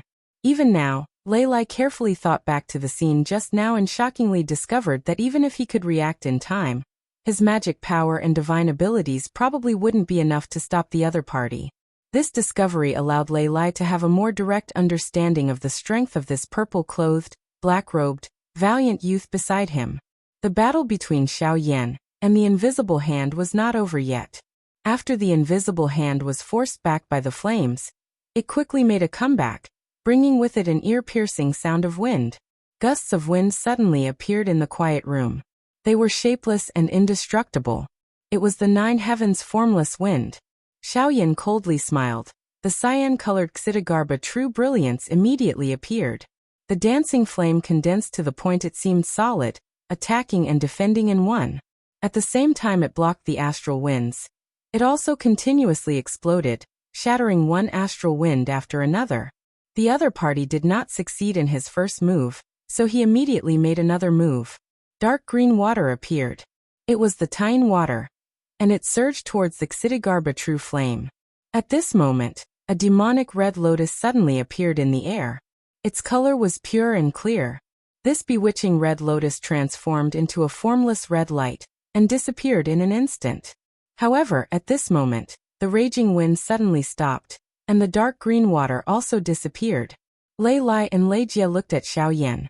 They already knew that the demonic red lotus was actually formed by Xiao Yan's red lotus hellfire.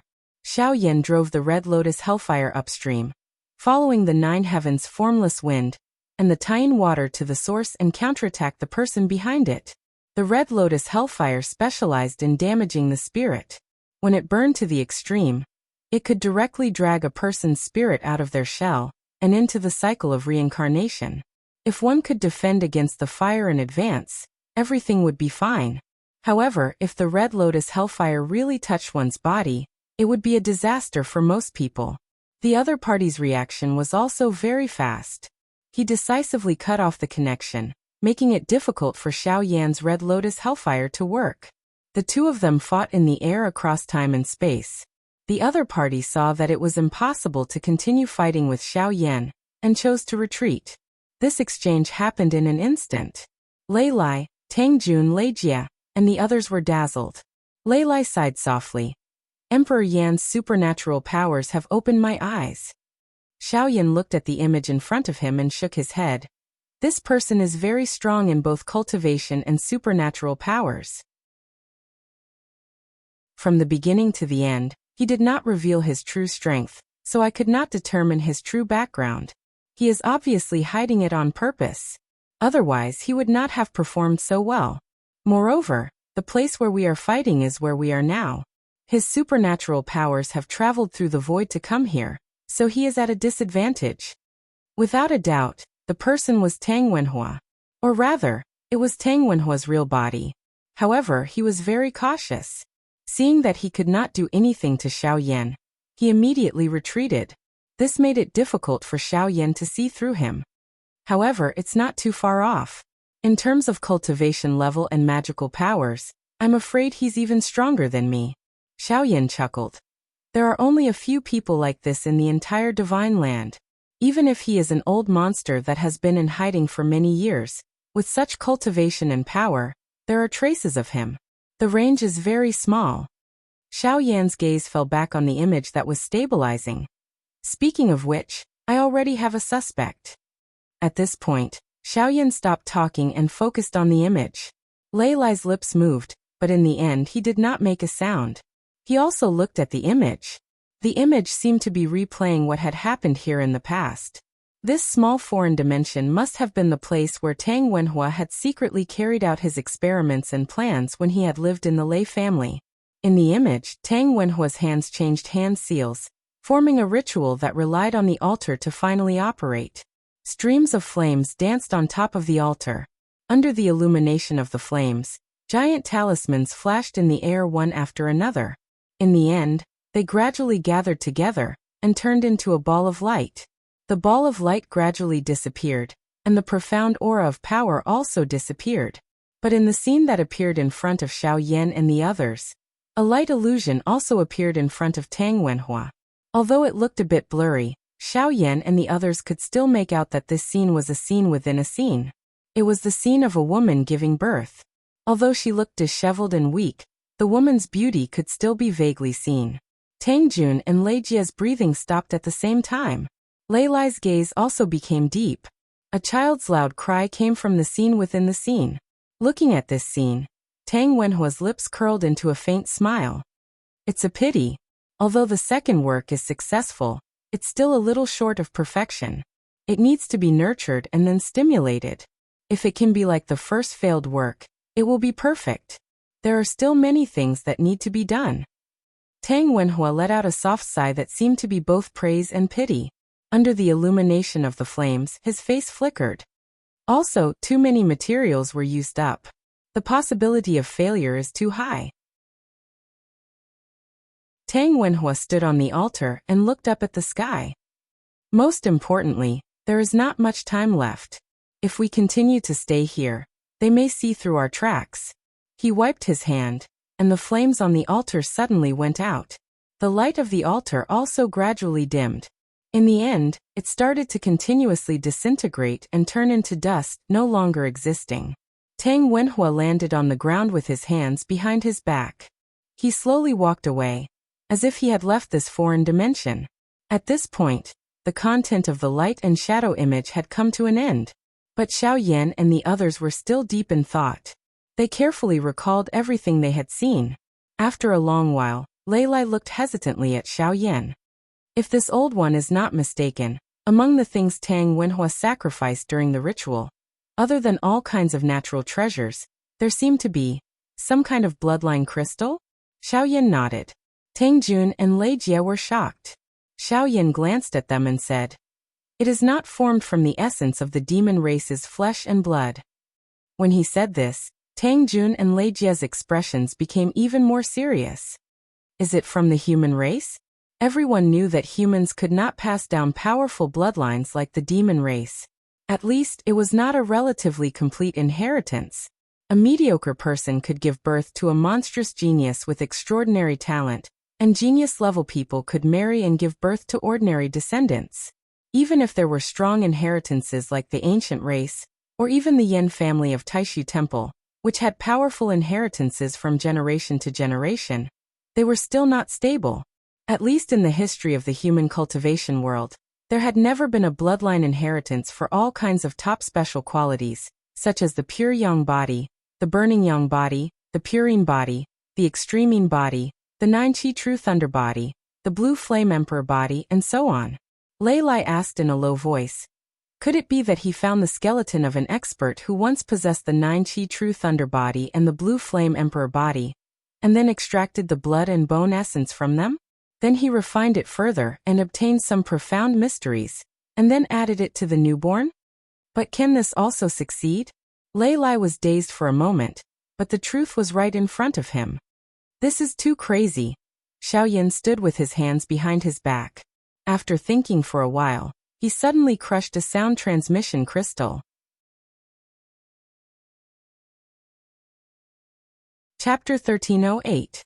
Xiao Yan crushed a sound transmission crystal. On the other side of the crystal, a voice came through, like a low rumbling thunder. Flame Emperor suddenly sent a message, is there something? This voice belonged to the current sect master of Purple Cloud Path, Dao Master Lei Yun. Xiao Yan's actions were not hidden from Tang Jun, Lei Lai, and Lei Jia.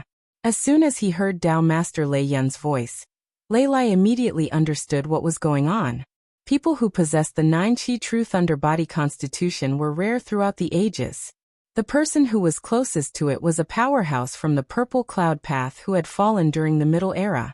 This person had a powerful cultivation and outstanding talent, which made Purple Cloud Path quite famous when he was alive. Unfortunately, he died young and died at the Dao Integration Realm. Many of the special and magical effects of the 9-Qi True Thunder Body that were spread in the Divine Land actually originated from this ancestor of Purple Cloud Path. In Purple Heaven Dao, there were many secrets about cultivating the 9-Qi True Thunder Body left by this ancestor. This was the reason why Dao Master Thundercloud, Dao Master Blue Thunder, and other elders of Purple Heaven Dao valued Lei Jia. In all fairness, if Lei Jia joined Purple Cloud Path, it would be convenient for him to cultivate. However, the capital of the Great Zhou dynasty was thicker, and its power was also stronger. At that time, the Xian Gate Heavenly Sect did not have the power it had today, and the Purple Cloud Path, which was on good terms with the Xian Gate Heavenly Sect, was naturally not as attractive as the Great Zhou dynasty. When the Lei family still belonged to the Great Qin dynasty, and secretly colluded with the Great Zhou dynasty, Xianmen Tianzong had not even appeared in the Divine Land. Although the ancestor of Purple Cloud Path with the 9-Qi True Thunder Body had died, he was not killed on the spot. Instead, he returned to the mountain with serious injuries and finally died. Although his body had perished, the 9-Qi Thunder God Body, which was unique to the 9-Qi Thunder God Body after he attained the primordial divinity realm, turned into a shell and remained in the Purple Cloud Dao sect, on the Purple Cloud Peak of the Thunder Mountain Range, to guard the sect until now. The 9-Qi's Thunder God's body was not like a clone, nor was it like a Dharmakaya, nor was it like an external body. It was neither one nor the other, yet it was intimately connected to the original owner. After connecting the voice transmission, Xiao Yan and Dao Master Lei Yun exchanged a few polite words, then he asked, Dao Master Lei Yun, I'm sorry to call you today because I have something to ask you. Please forgive me if I offended you. Is the body of the senior patriarch who possessed the 9-Qi True Thunder Body of your sect, which was transformed from the 9-Qi Thunder God Body, safe and sound? Hearing Xiao Yan's question, Dao Master Thundercloud's voice was obviously surprised. He has been well. Why do you say that, Emperor Yan? Xiao Yan took a deep breath. Please examine it. He paused for a moment before continuing. I've discovered that someone possesses some essence blood from the remains of an expert with the 9-Qi True Thunder Body. I don't know where he came from. Dao Master Thundercloud suddenly fell silent. After a while he said, Wait a moment, Flame Emperor. I'll check it myself. Xiao Yan said, Thank you, Dao Master Thundercloud. After saying that, he waited patiently. Lei Lai and the others did not speak. Tang Jun's expression was still calm as usual, while Lei Jia's expression was a little gloomy. In the distance, where the mountain gate of Purple Cloud Path was located, in the Heavenly Thunder Hall at the top of Purple Cloud Peak of Thunder Mountain Range, an amazing thunderbolt suddenly shot up into the sky. After a while, there was another earth-shattering drum sound that shocked the 9 heavens, and caused the thunder clouds above the mountain to shake. The whole world and the void trembled in the continuous drum sound. Every time the drum sounded, it seemed that a small world was destroyed. Not to mention the younger disciples of the Purple Heaven Path, even the elders were shocked. The sound of the drum clearly came from the Purple Heaven Path's Mahayana grade artifact, the 9 Thunder Drum. In addition to the earth-shattering drum sound, lightning flashed in the sky above the Heavenly Thunder Hall, and continued to spread, covering the entire Purple Cloud Peak below. The thunder clouds in the sky became thicker and thicker. Bolts of purple lightning fell down, and merged with the lightning that covered the Purple Cloud Peak. A huge array pattern composed entirely of lightning spread in all directions. In the end, it almost covered the entire Thunder Mountain Range. For a moment, there was only lightning between the sky and the earth, destroying and annihilating everything else in the world. Is there a strong enemy? All the cultivators of the Purple Cloud Dao sect were shocked. The scene in front of them was clearly the result of the sect master, Tao Master Thundercloud, personally presiding over the sect with the 9 thunder drums. He had activated the 9 heaven divine firmament lightning emperor capital formation to the extreme. But soon, the lightning dissipated and the formation became calm again. The earth-shattering drum sound also gradually subsided. There was no trace of the enemy in front of them. Such a move made many cultivators of Purple Cloud Path feel puzzled and confused. At this moment, in the Heavenly Thunder Hall at the top of Purple Cloud Peak, Tao Master Thundercloud, Tao Master Blue Thunder, and other elders of Purple Cloud Path all looked livid. Among them stood a fierce-looking old man with purple hair and a heavy aura.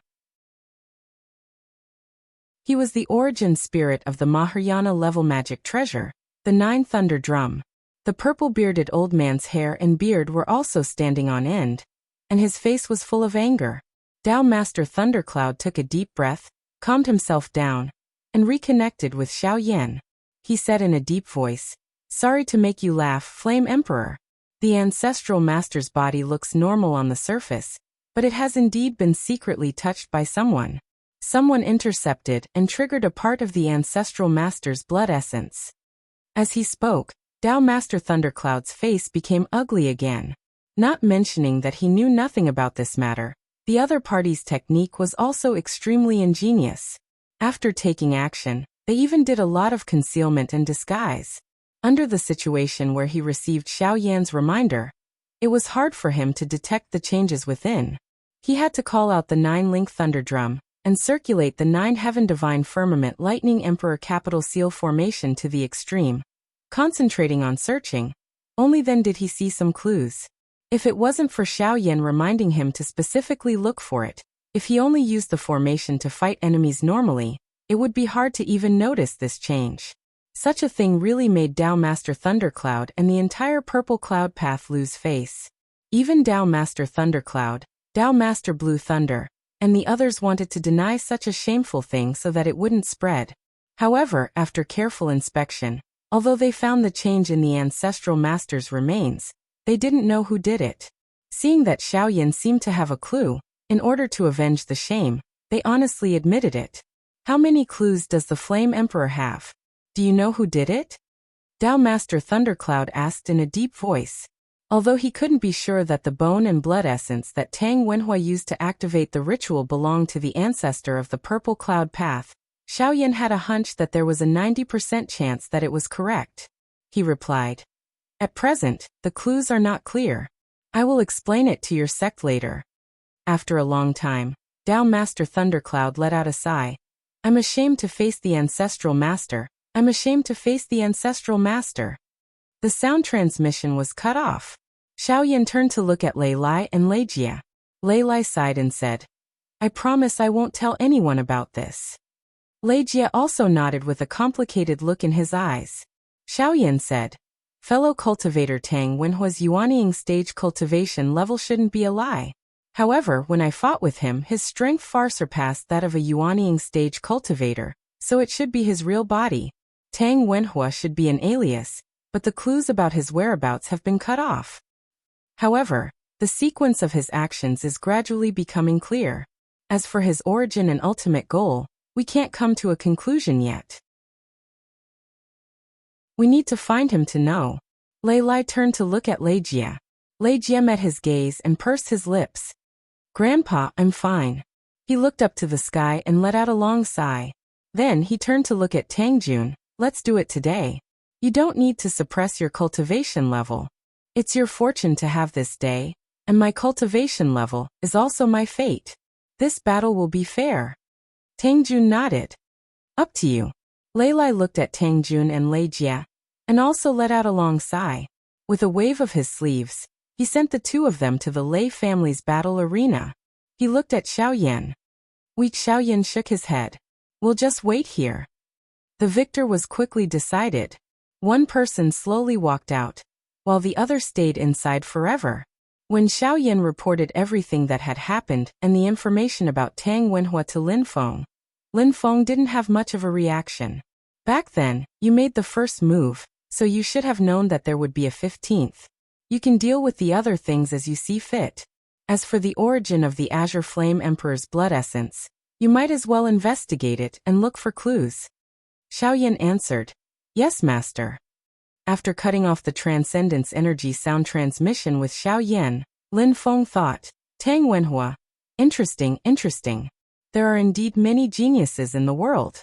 Even if his cultivation and transcendence energy aren't at the peak, he might still be able to do something unique. Since I already know the reason behind your actions and the various mysteries behind them, it'll be much easier to find you now that I have a target in mind. However, you've obviously realized this yourself. Perhaps you'll be more low-key in your actions to prevent yourself from making mistakes? After all, if you give yourself away again, you will be immediately caught. Lin Feng smiled and shook his head. To me, it's not important anyway. It doesn't matter if I keep waiting. But how long can you endure? Temporarily putting this matter aside, Lin Feng looked at Zhu Yi beside him. Have you obtained the item? Zhu Yi answered, just as Xiao Dongtian said, the green cloud stone and the universe jade crystal are both in Xiao Qingqing's hands. This time, they were captured by Hao Yang's clone, so I naturally obtained the item. Lin Feng nodded. Then give it to Chu Yang. This is something that he deserves. Now that the matters of the great Zhou dynasty have come to an end, Xiaoyi, your idea of opening up academies can continue. Hearing this, a faint smile appeared on Zhu Yi's face. Yes, master. After bidding farewell to Lin Feng, Zhu Yi's main body once again left Jade Capital Mountain. He headed east and arrived at the great Zhou dynasty's territory, descending upon the great Zhou dynasty's capital, Tianjing City. After meeting with the great Zhou dynasty's new emperor Liang Qian, Zhu Yi met with Chu Yang. Chu Yang was not surprised that Zhu Yi had come to the great Zhou dynasty and Tianjing City. However, he was a little puzzled as to why Zhu Yi had come to visit him personally. Zhu Yi opened his palm. 2 rays of light floated in the air. One was a green stone that seemed as ethereal as the sky, while the other was a black crystal with specks of dark green light flickering within it. It was like a dark green star in the silent night sky. Seeing this, Chu Yang's eyes immediately lit up. Green cloud stone and universe jade crystal.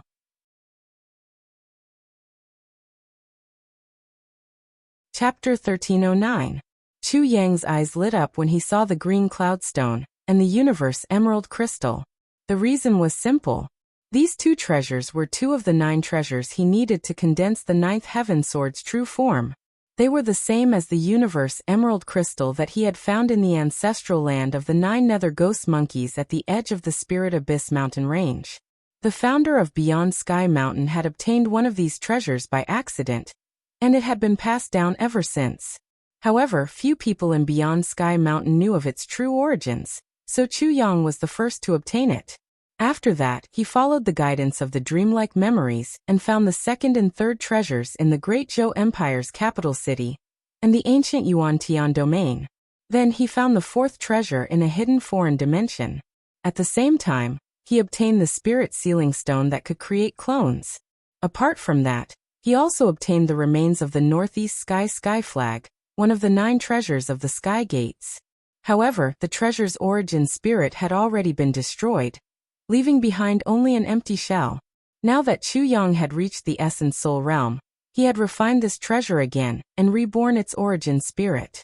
The 5th treasure was the universe emerald crystal that he had found in the ancestral land of the 9 nether ghost monkeys. The 6th treasure came from the Tsangtian Dao Jian. After the Tsangtian Dao Jian had been returned to Xianmen Tianzong, Lin Feng had not kept it for long and had casually given it to Chu Yang. Today, when the green cloud stone and the universe emerald crystal suddenly appeared before him, even the usually calm Chu Yang's breathing quickened slightly. With these 2 treasures in hand, he now had 8 of the 9 treasures needed to condense the 9th heaven sword. Not to mention that victory was in sight. The power of the 9th heaven sword that had yet to be completely formed would be further enhanced. Chu Yang quickly calmed down and put away the green cloud stone and universe emerald. Then he solemnly bowed to Zhu Yi, thanking Lin Feng and Zhu Yi. Zhu Yi accepted the bow on behalf of his master Lin Feng. When it was Zhu Yi's turn, he slightly turned sideways to avoid it. He said, "The last treasure you lacked to forge your sword is missing. However, our sect has just received the heavenly jade." From what he said, when the ancient heavenly gate was destroyed, the Taishu temple seemed to have obtained the ancient soul-warm jade. However, the news cannot be verified. Chuyang nodded his head calmly. The ancient soul-warm jade was one of the 9 treasures that the ancient divine gates had prepared to refine the 9th heaven sword. It was also the last treasure that he lacked. Chuyang was not surprised that Zhu Yi knew of his secret. He also knew that Zhu Yi was the same as his master Lin Feng. They would not covet the 9th heaven sword. My master said that even if all 9 treasures are gathered, you will not be able to condense the 9th heaven sword according to the sword shadow of the 9th heaven sword. Zhu Yi looked at Chuyang. If you succeed, the 9th heaven sword will be more like the immortal dragon city that was not completely refined, or the book of life and death of the king of the underworld before he devoured the 6 paths of reincarnation. If you want the 9th heaven sword to be completely refined, you will need an opportunity. When Chuyang heard this, a thoughtful expression appeared on his face. So it is. As he reached the primordial spirit level and refined the 9th heaven sword, his understanding of the 9th heaven sword became deeper. He also had some guesses. Now that he had been verified by Lin Feng, he was even more certain. However, where was the opportunity for the 9th heaven sword to be refined? Chuyang felt like there was a layer of fog in front of him. He could not see it clearly. In the beginning, Chuyang guessed that the 9th heaven sword would be able to reach the creation realm by cutting the celestial heaven sword like the heaven punishing sword. Before Xianmen Tianzong and the heaven punishing sword were born, it was widely recognized that the only sword in the divine land's long history that could fight against the celestial heaven sword was the ancient heavenly gate's great 9 heavens divine sword. Unfortunately, the ancient heavenly gate had fallen long ago, and the 9th heaven sword could only remain in the imagination. After all, before the heaven punishing sword, the celestial heaven sword was the strongest sword Dao Dharma treasure in the divine land. Even if it was broken by the heaven punishing sword, it was still not to be taken lightly. However, the 9th heaven sword might not be as strong as the heaven punishing sword. It had the power of creation before it reached the creation realm.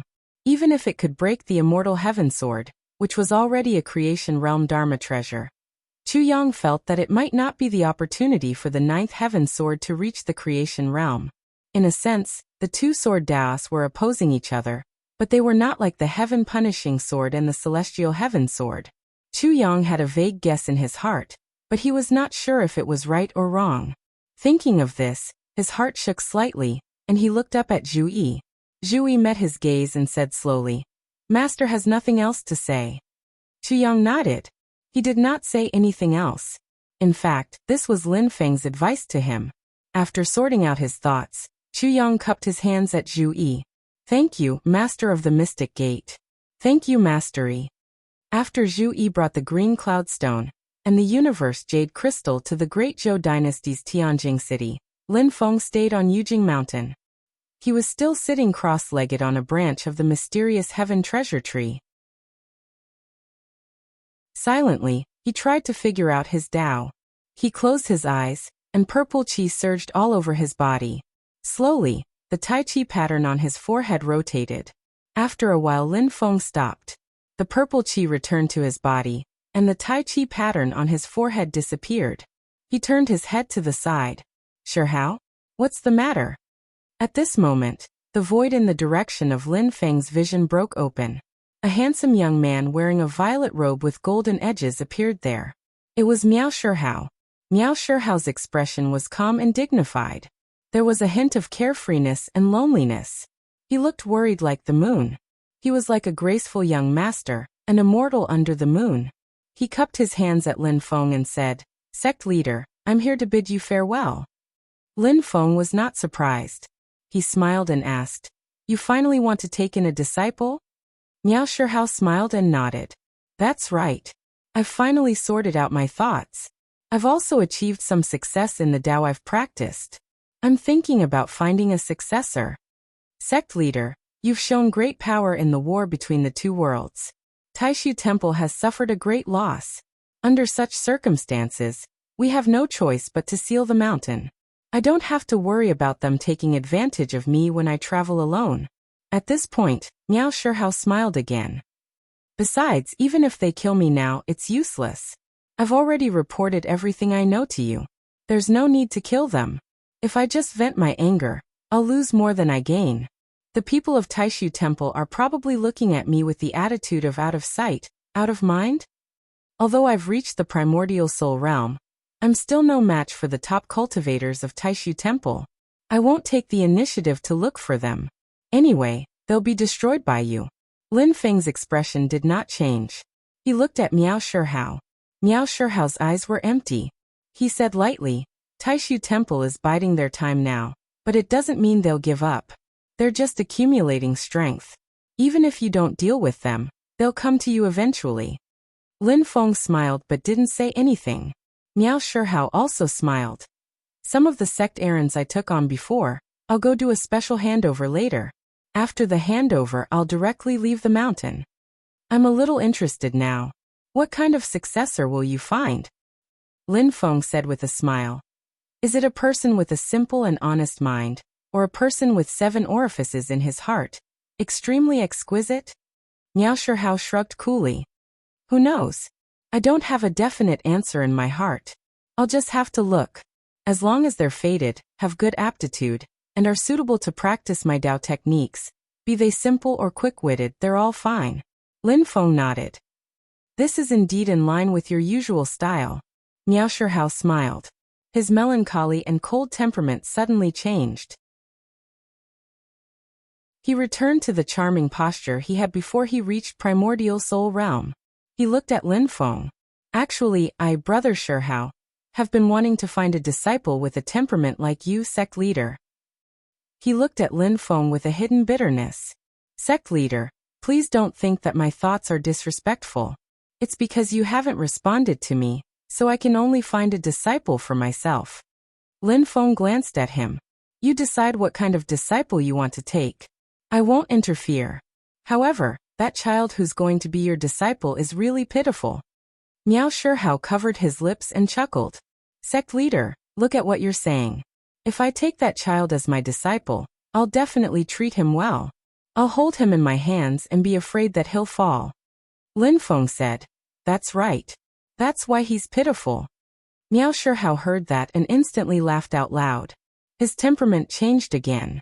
Although he was unusually handsome, his laughter was heroic, like a burly man from the north. He sang passionately. Sect leader, you must be joking. After laughing, his temperament changed again. He became elegant and noble, like Zhu Yi and Jiao Junchen. He was like a well-read scholar. He stood up and bowed to Lin Feng. Sect leader, I'll be leaving now. Lin Feng smiled and nodded. I hope that you'll find a suitable successor. Miao Shihao's temperament changed again. He became charming again. He rolled his eyes at Lin Feng before turning around and leaving gracefully. Lin Feng shook his head. When it's true or false, it's true. When it's false, it's true. When it's true, it's false. This Dao technique is interesting. However, speaking of the problem of a successor, Lin Feng looked down in the direction of Yang Qing's Nirvana Paradise.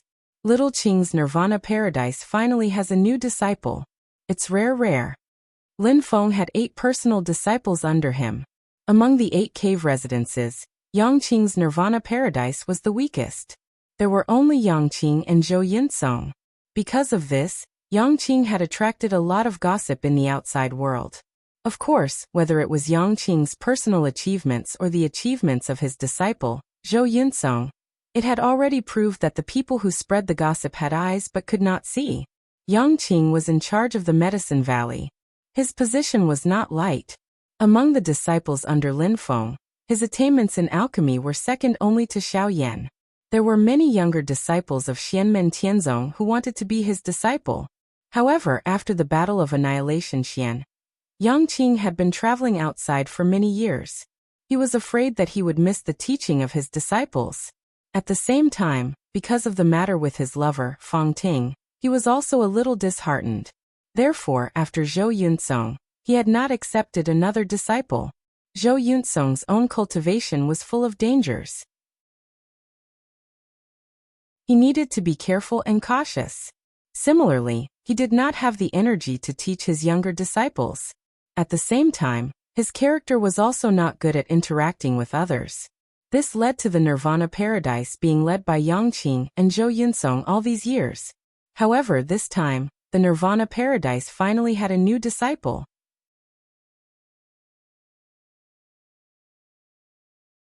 Chapter 1310. In the Medicine Valley of Yujing Mountain, the younger disciples of Xianmen Tianzong were busy.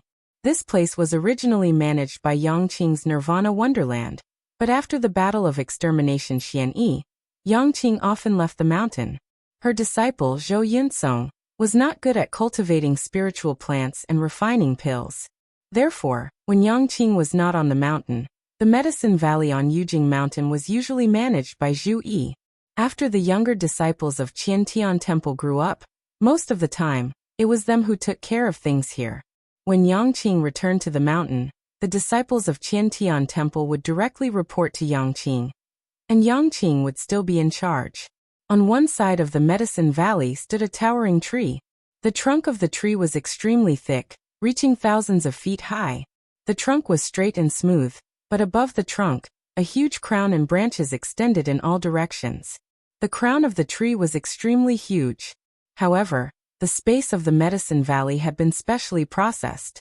The giant tree, which was thousands of feet high, was contained within it. It could not be taller than the surrounding mountains of the Medicine Valley. It was like a spiritual plant rooted in the Medicine Valley. Only after entering the Medicine Valley, and looking from the inside, one could feel the tree's figure that seemed to reach the sky.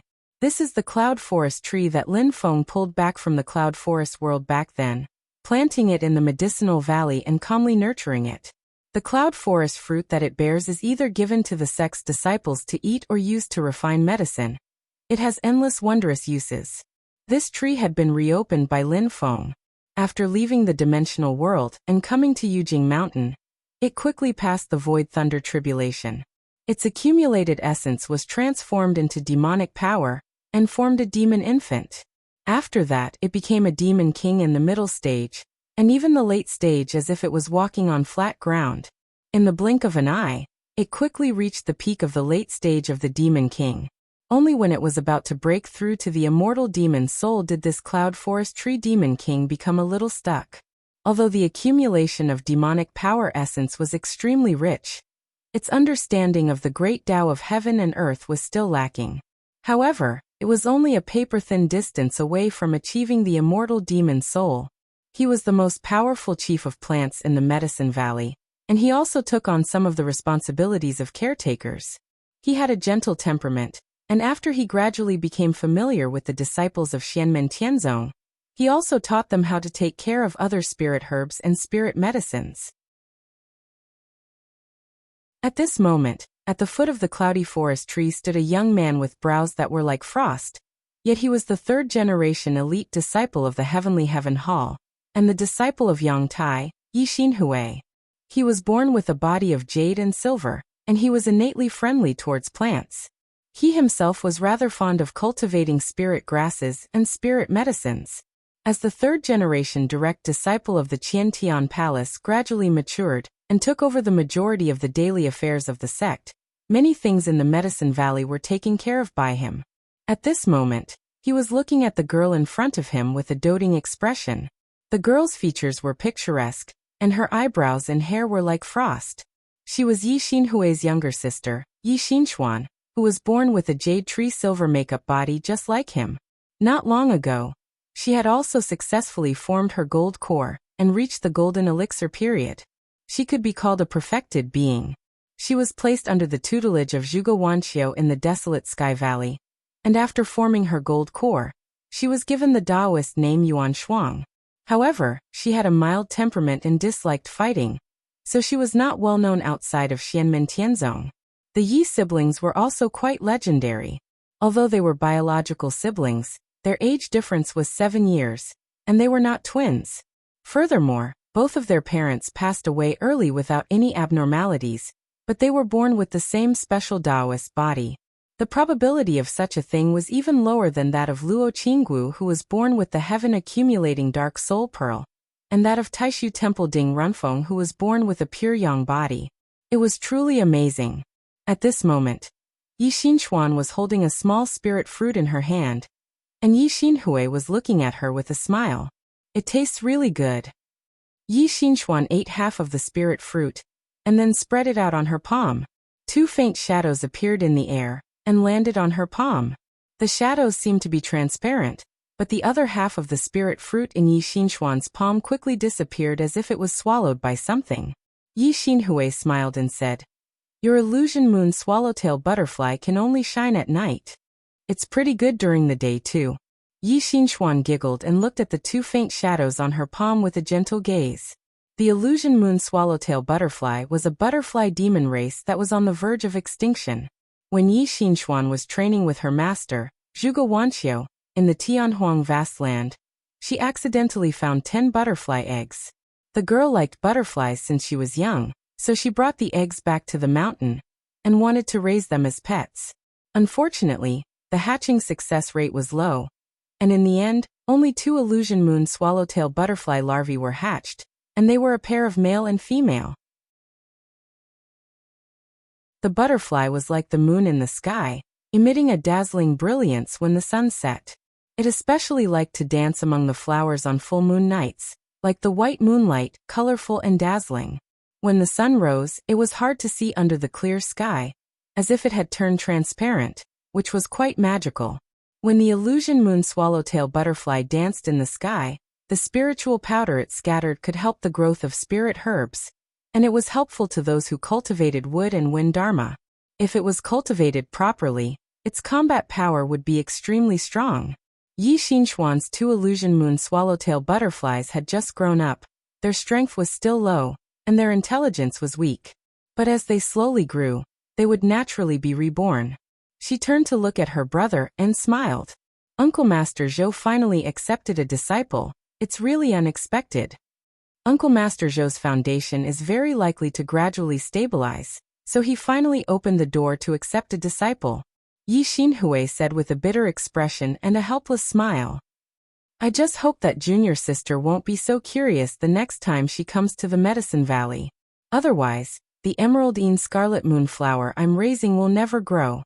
Yi Xinchuan stuck out her tongue. Uncle Master Zhou has always been cold, that junior sister better not offend him. "That's fine." Yi Xinhui shook his head. Although Uncle Master Zhou is cold, cruel to his enemies, and has always been famous for killing, he is actually not a cold and bloodthirsty person. His temper is also not that violent, especially towards our own people. He is not that scary. The person they were talking about was naturally Yangqing's first disciple, Zhou Yuntsong. In the eyes of the outside world, Xianmen Tianzong was a butcher's knife among the second-generation disciples. Lin Feng's direct disciple, Wang Lin, the new generation's god of slaughter. Like Wang Lin, when Zhou Yuntsong fought with others, there were rarely any survivors. His burning sun-shattering yuan qi was even more ferocious and overbearing, causing people's hearts to palpitate. Among the second-generation direct disciples of Xianmen Tianzong, he and Ing Luoza were the most murderous and ruthless, even more so than Tang Jun, Han Yang, Dao Yuding and the others. But after getting along for a long time, the younger generation of Xianmen Tianzong's disciples gradually came to know that Zhou Yuntsong's methods were only cold when facing his enemies. Although he always had a cold expression and was a man of few words, rather than saying he was cold and emotionless, it would be better to say that he was not good at communicating with others.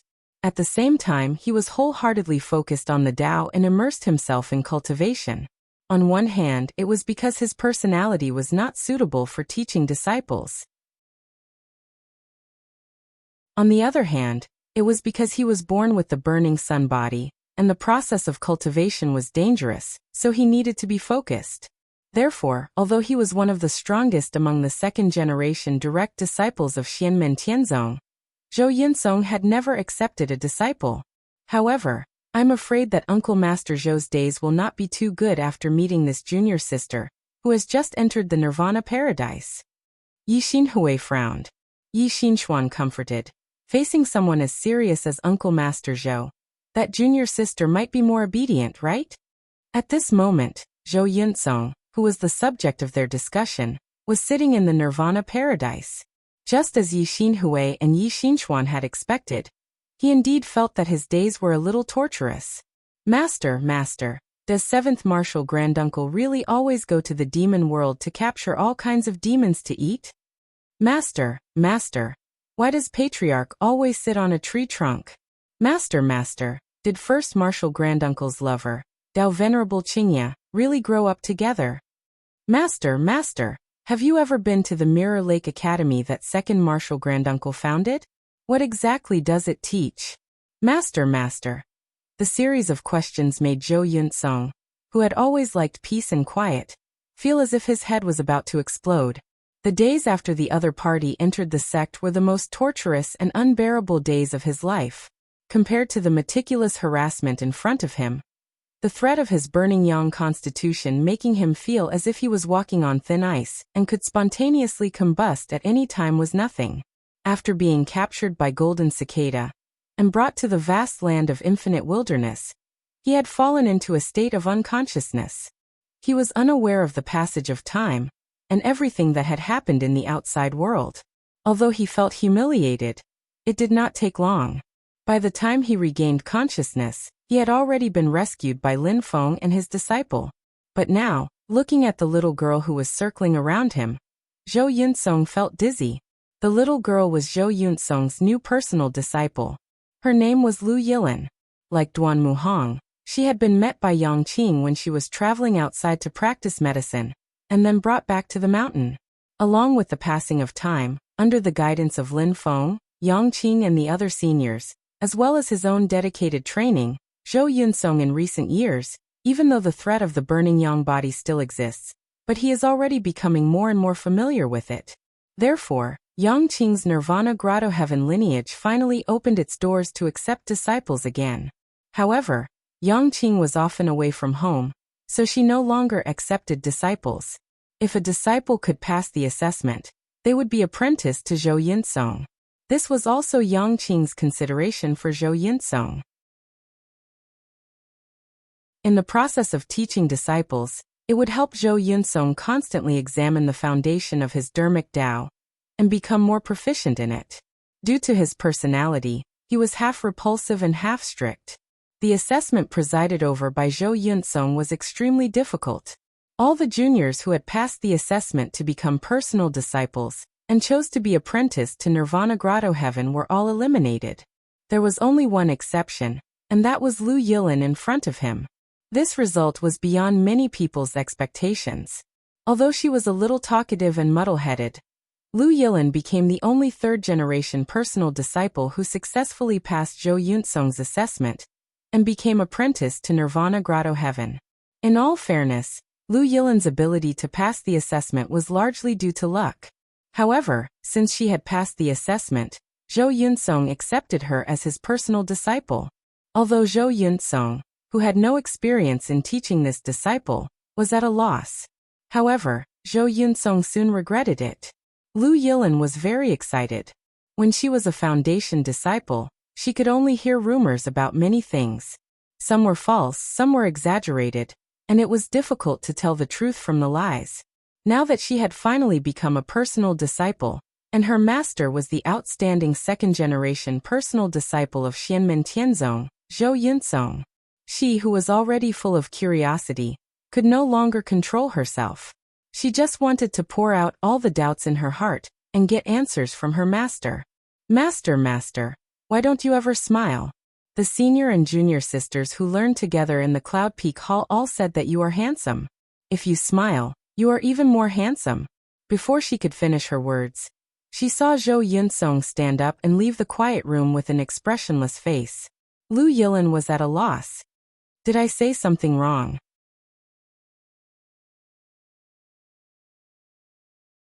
Chapter 13:11. Seeing that Zhou Yunsong left the room without saying a word, Lu Yilin was at a loss. That's right, everyone thinks that master is very handsome, even if he always has a straight face. Generally speaking, even if a cultivator had not reached the level of primordial spirit transformation, the higher his cultivation, the better his appearance would be. His ordinary foundation would become extraordinary because of the cultivation of qi. Those who had a good foundation would be more eye-catching. To be fair, Although Zhou Yunsong had always been cold and indifferent, his facial features were extremely handsome. Among all the second-generation disciples of Xianmen Tianzong, except for Han Yang, the others were inferior to him. This was only in terms of facial features, but even in terms of temperament and aura, Zhou Yunsong was still one of the most outstanding people. Sometimes, the younger disciples would talk about him in their spare time. Although it was not appropriate to talk about their elders, they would also secretly exchange gossipy views. Of course, for now, the best was limited to the second-generation true disciples like Zhou Yunsong and Han Yang. Lin Feng, Xiaoyan Zhuyi Shi Tianhao, and the others, they dared not talk about them.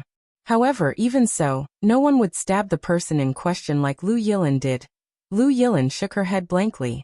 When she came back to her senses, she hurriedly followed him, but she could not find her master. Puzzled, she wandered around the various stone chambers and corridors in Nirvana Wonderland in a daze. Suddenly, the light in front of her changed, and she found herself in another quiet room, where a young man in purple was sitting. Sitting there, the young man in purple seemed to have frozen the changes of yin and yang, causing the whole cave to fall into silence, but everything seemed extremely harmonious. In his ordinary body, there seemed to be thousands of things being nurtured, containing endless changes in the extreme silence. When Lu Yilin saw him, she immediately cheered, "Grandmaster." The young man in purple was naturally the master of Nirvana Wonderland, Yin Yang Dao Monarch Yangqing, the master of Zhou Yunsong, and Lu Yilin's grandmaster. Yangqing's expression was calm, and there was a tinge of indifference in her gentle gaze. Her eyes were black and white, and there was a faint luster flickering in them, which made people admire her. Looking at him, Lu Yilin felt as if his heart had calmed down and his jovial temperament had stabilized. Remembering the rules, he hurriedly bowed to Yangqing. "Disciple Lu Yilin greets Grandmaster." Yangqing waved his hand at her. "There's no need for formalities. After you've settled down, you can follow Yin Song and learn Tao. Take good care of your body." Just like Duan Muhang, Lu Yilin was a good seedling that Yangqing had met while practicing medicine. Coincidentally, she was seriously ill just like Duan Muhang in the past. Moreover, her illness was even stranger and more difficult to deal with. This woman's physique was rather strange. The yin and yang qi in her body did not mix with each other. Moreover, it was constantly changing and chaotic. From a certain point of view, it was the opposite of Yangqing's perfect yin and yang body. Later, her strange illness was cured by Yangqing, and they returned to the mountain together. She passed the entrance examination and became a disciple of Xianmen Tianzong. While Yangqing and Lu Yilin were talking, a person walked in from the door of the quiet room. It was Zhou Yunsong who had left earlier. Zhou Yunsong held a small bundle in his hand. He opened his palm, and the bundle flew up and landed in front of Lu Yilin. "This is for you," Zhou Yunsong said. Lu Yilin blinked her eyes and took the bundle. She opened a corner and saw a few bottles and jars inside. Yangqing said, "These things are for your baptism later. Yin Song will bring you to the lunar pool later." The lunar pool was the source of the lunar pure water that flowed in the Nirvana cave. It was set up by Yangqing and circulated continuously. The blue water flowed around the entire cave residence and finally converged into the lunar pool. When Yangqing was cultivating in her early years, and when Zhou Yunsong entered the sect, they had both cultivated in that place. Lu Yilin asked curiously, "Grandmaster, Grandmaster." Before she finished speaking, Yangqing looked at her as if she knew what she was thinking. She said, "The baptism will only take place today. It won't take long. A quarter of an hour will do." Lu Yilin opened her mouth. "Grandmaster, Grandmaster. There is no need to change clothes. The clothes you are wearing are specially made by our sect. It won't affect your baptism." "Grandmaster, Grandmaster. I can indeed know what you are thinking, but I didn't mean to pry. Your mind is too lively and quick-witted, and your spirit is unstable. You don't have the heart to control it, so your mind is exposed. To me, it is like a picture in front of me. I can see it clearly." Lu Yilin was speechless, but she didn't close her mouth. Instead, she opened it wide and stared at Yangqing in front of her. Yangqing continued, "In the future, when you cultivate, you have to pay more attention to this aspect. It is not a bad thing to have a quick-witted mind, but it is as bad as not doing enough. If you don't control it, you will be dissatisfied.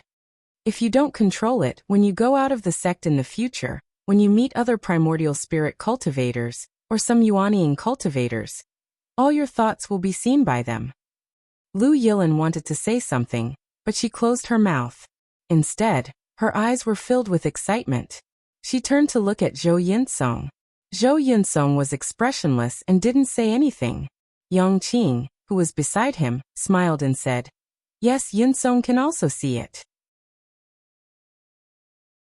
Lu Yilin blinked her eyes and stared at Zhou Yinsong. Zhou Yinsong glanced at her and still didn't say anything. Lu Yilin couldn't help but move closer to him and twirl around, as if to show him what she was thinking so that Zhou Yinsong could understand. However, Zhou Yinsong simply closed his eyes. Lu Yilin was immediately discouraged and turned to look at Yang Qing. Although Yang Qing's eyes were still open and there was still a smile on her face, she didn't say anything. Lu Yilin stared at his master, who had closed his eyes, and his grandmaster, who had stopped translating for him. After a long while he finally couldn't hold it in anymore. He ran to Zhou Yinsong and asked, Master, why didn't you tell me when you could see what I was thinking?" Zhou Yinsong opened his eyes. He didn't look at Lu Yilin in front of him, but looked at Yang Qing. "Master, do you want to use me as the foundation to calm her mind?" Yang Qing looked at her disciple as if she could see the bottom of Zhou Yinsong's heart. "Not only her, but also you." Zhou Yinsong was slightly stunned. The coldness on his face dissipated, and he showed a thoughtful expression. Lu Yilin's eyes moved between the two curiously.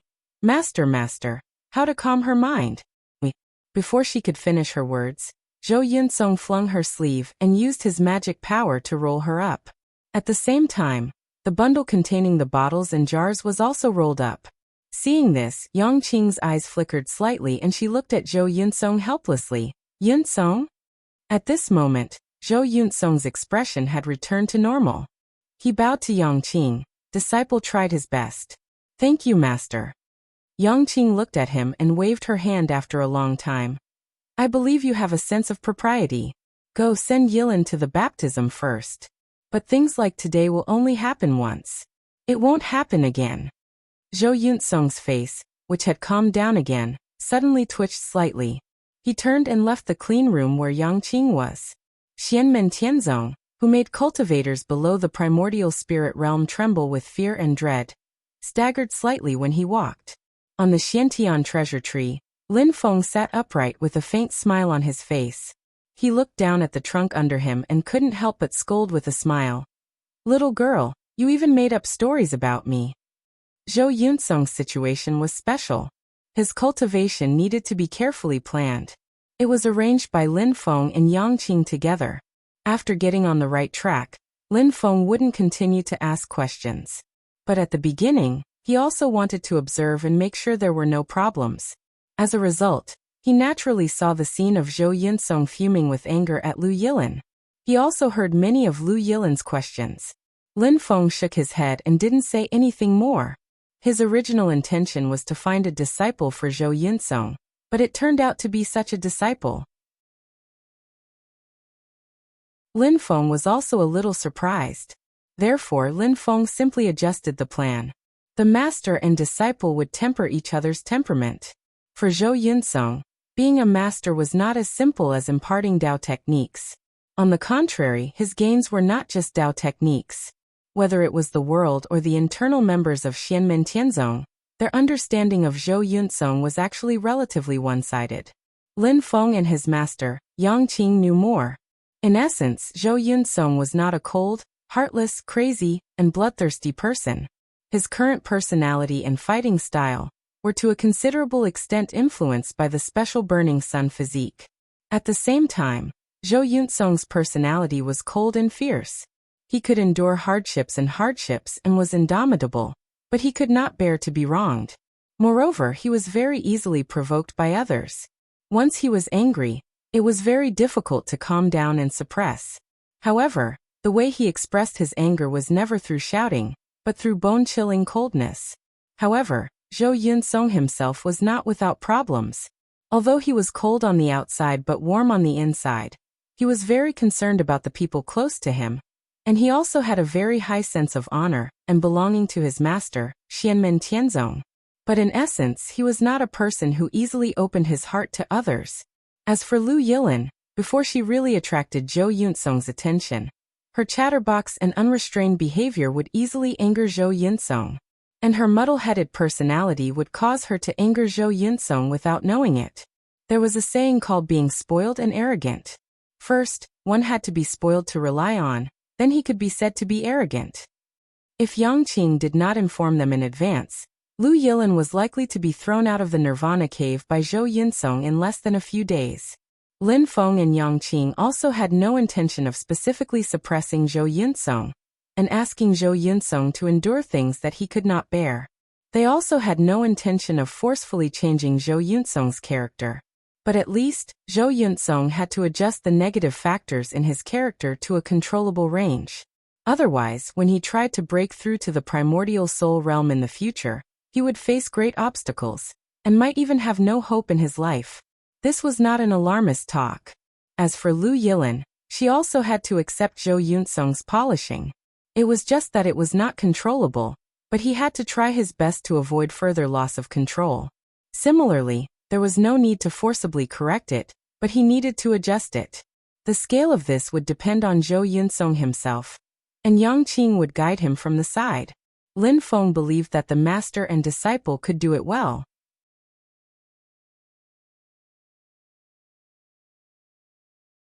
Chapter 13:12. The flourishing development of the sect is basically within Lin Feng's expectations. After the war between the two worlds this time, the prestige of the entire human cultivation world and the cohesiveness of the sect have both reached a whole new level. Under the mutual promotion of both inside and outside, no matter if it's the new disciples or the disciples who joined earlier, they are all extremely energetic. The entire Xianmen Tianzong was now at the most vigorous stage of development, and the momentum for improvement was endless. However, it was precisely at this time that they had to be more careful.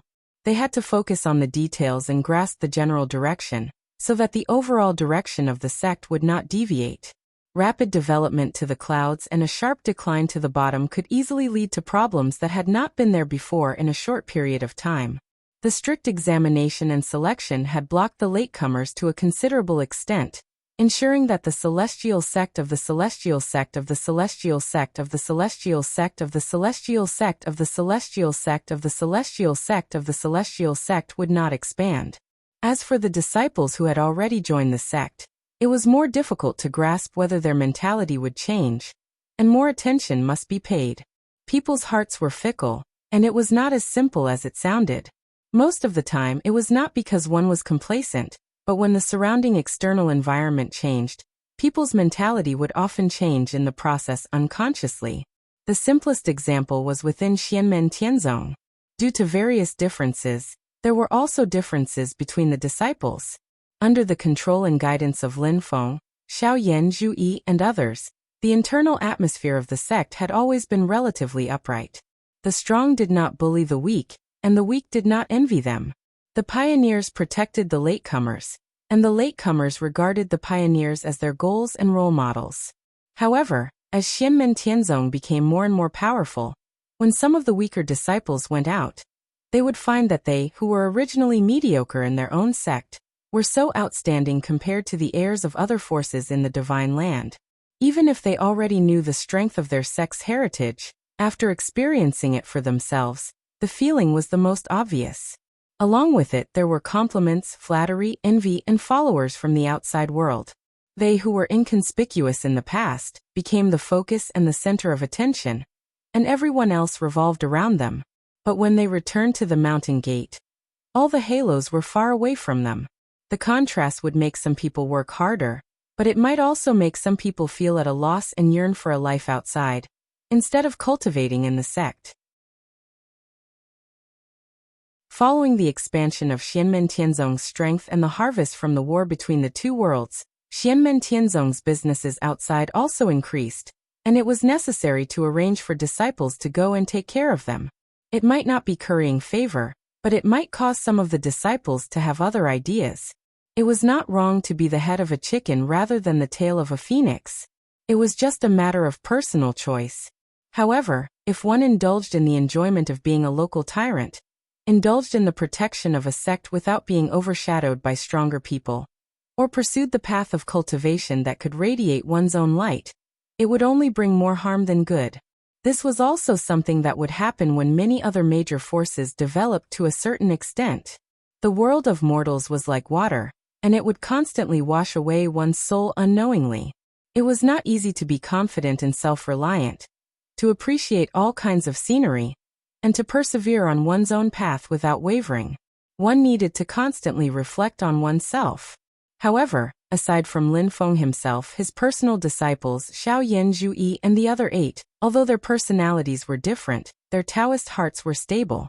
Under their top-down control, the mentality of the disciples of Xianmen Tianzong was still in a stable and benign state. From the second-generation disciples such as Tang Jun, Han Yang, Yang Tai, Li Xingfei, and Zhao Huan, to the outstanding direct disciples of the third generation who gradually began to show their talents, they were of the same lineage. The main trunk was not biased, and the branches and leaves were flourishing outwards, maintaining a normal and orderly state. The world of mortals was like water and knives, but for the descendants of Xianmen Tianzong, it was more of a kind of experience, helping them to further sharpen themselves. Lin Feng's personal prestige and the power of the sect had reached a whole new level. His influence on the inside was far-reaching and invisible, and his influence on the outside was naturally even greater. Especially after what happened in the Great Zhou Empire, the world had a deeper understanding of Xianmen Tianzong's strength. Not only was the master of the Celestial Gate, Lin Feng, dominating the world, but his disciples had also truly turned their potential into shocking strength. The geniuses under Lin Feng could now be called geniuses. Complete control of Yinghai made Xianmen Tianzong's foundation even more solid and unshakable. After settling the matter of Liangpan and Zhu Honggu, whether it was Lin Feng himself or the celestial sect of Xianmen, they all returned to peace. They no longer participated in the internal changes of power in Great Zhou, as well as the negotiations between Great Zhou and Great Qin. They also did not interfere with the movements of other forces in the vast land of the Divine Prefecture. The Great Zhou Empire, which had obtained large amounts of resources and the Dragon Crouching Tablet, could straighten their backs when facing the pressure of Great Qin. Although they had to pay Liangpan's debts in the war between the two worlds, the new emperor of Great Zhou, Liang Qian, king of Yuyuan, Liang Jingcheng, and the others could control the negotiations and compensation within a normal range. This also stopped the northern militant imperial court from acting rashly. However, at this moment, a piece of news caused waves in the Divine Land, and all the factions couldn't help but pay attention to it. This was especially so for the Great Zhou Empire, the Great Qin Empire, and the northern militant imperial court. This news was that the descendants of the ancient emperors, who had lived in the ancient world of longevity for many years, had officially discussed with Xianmen Tianzong, intending to return to the Great Thousand Worlds. Compared to Yuda's return to the Great Thousand Worlds, the movements caused by the ancient emperors were much smaller, and the nature was also completely different. However, many factions in the human cultivation world of the Divine Land were still shocked. The sects were still fine, as they only needed to pay close attention to the developments. However, the Great Zhou, Great Qin, and the Northern Militant were completely different. To them, who had completely integrated the mortal world and the cultivation world, the bloodline of the ancient emperors held great significance. This was the legacy of the ancient human emperors. Just like them, they were a faction that had completely integrated the mortal world and the cultivation world. When the ancient emperors returned to the Great Thousand Worlds, they would most likely have demands for territory. The Great Zhou Empire and the Great Qin Empire were especially vigilant. What they were vigilant about was their qi of the dragon vein. The qi of all beings was an extremely important existence to achieve the path of the human emperor. However, what made the Great Zhou, Great Qin, and the Northern Militant feel awkward was that the people who would decide whether the ancient emperors could return to the Great Thousand Worlds or not weren't them. Along with the news of the ancient race returning to the Great Thousand Worlds, there was another matter that caused the sealed Taishu Temple, and Mount Shu Sword sect to turn their attention to the ancient world of longevity. During the later stages of the war between the two worlds, the king of the underworld was heavily injured by Lin Feng's sword and fled in a sorry state. At that time, Liang Pan and Gu Jun, who were present at the scene, chased after him. Although the king of the underworld managed to escape in the end, his creation treasure, the Book of Life and Death, was damaged once again. Other than Liang Pan obtaining a few pages, Gu Jun also had a harvest. With this harvest, the inheritance of the ancient emperors, the longevity lotus throne, which had never been able to successfully ascend to the creation realm, was finally completed. On that day, the ancient world of longevity shone brightly. White lotuses covered the entire world, and even passed through the domain passage to the Great Thousand Worlds, turning into rays of white light that descended on the southern wasteland of the Divine Land. The desolate and chaotic southern wasteland was illuminated like a worry-free hometown, a land of eternal life. However, the Great Qin Empire suffered heavy losses in the war between the two worlds and lost the immortal Dragon City. The Great Zhou Empire's situation wasn't optimistic either. Liang Pan and Zhu Hongwu were executed. The Grand Imperial Palace and the Great Wheel of Heavens were all seized. Although the Northern Militant Royal Court's strength soared, and could finally stand side by side with the greatly weakened Great Zhou and Great Qin, it was obvious that their foundation was still lacking. Even when the Longevity Lotus Throne had yet to complete its creation, the Great Zhou, Great Qin, and Northern Militant could only defend against Gu Jun and the Longevity Lotus Throne at the beginning of their tribulations. If they left their own foundations, the three forces would not be a match for the ancient emperor's bloodline, even if they worked together. Now that the Longevity Lotus Throne had successfully ascended to the creation realm, the Great Zhou, Great Qin, and Northern Militant were under great pressure even if they were to defend passively. If Gu Jun reached the degenerate realm one day, and the three of them didn't make great progress, it would be difficult for them to even defend. Now that the Taishu Temple and Shu Mountain were sealed, the only one who could decide whether the ancient emperors could return to the divine continent was Xianmen Tianzong. But what troubled Shizongtang, Liang Qian, and Northern Militant First Chanyu was that the relationship between the ancient emperors and Xianmen Tianzong was not estranged. If one were to say that the bloodline of the ancient emperor had not made a final decision before the War of the Two Realms, then during the War of the Two Realms, accepting Lin Feng's arrangements and rushing to the aid of West Hill City as well as attacking the emperor of the Netherworld, had already displayed their inclinations. Now that the ancient emperors wanted to return to the divine continent, they first discussed it with Xianmen Tianzong, and their attitude was already very clear. Thinking about the relationship between Xiao Yan and Xiao Zhen, Shizongtang and the others could only smile bitterly. Xianmen Tianzong didn't need to suppress the Great Zhou, Great Qin, and Northern Militant. As long as they didn't help either side, the ancient emperor's return to the vast thousand worlds was a matter that was set in stone. And with Lin Feng and Xianmen Tianzong's usual style, as long as the ancient emperors didn't cause any indignation, they wouldn't forcefully interfere in similar situations. Normal competition depended on one's ability. Everyone had their own plans, and it depended on who was more capable. However, the exact news soon came, which shocked Shizongtang, Liang Qian, and the others. The new ancient emperor, Gu Jun, had chosen the southern wilderness for the ancient emperors to return to the divine land of the vast thousand worlds. The southern wilderness had a domain passage that led to the vast thousand worlds, and was often invaded by the demon race. It was a land of hundreds of battles, and the environment had always been harsh and the population was small. Whether it was the Great Qin or the Great Zhou, they didn't care much about this land. They were more interested in some of the unique resources produced here. Otherwise, it would be a complete burden. In these years, the most influential force in the southern wilderness was the Reincarnation sect. However, the Reincarnation sect had been shrinking in recent years. Other than a limited area, they also left the southern wilderness alone. Such a large piece of land was almost ungoverned. Although the ancient emperors had chosen this place to occupy some resources, the native population was limited, and the environment was very harsh. Of course, after the ancient emperors gained a foothold, as long as they were powerful enough, And as long as Xianmen Tianzong and Taishu Temple didn't interfere, they naturally had the possibility of expanding.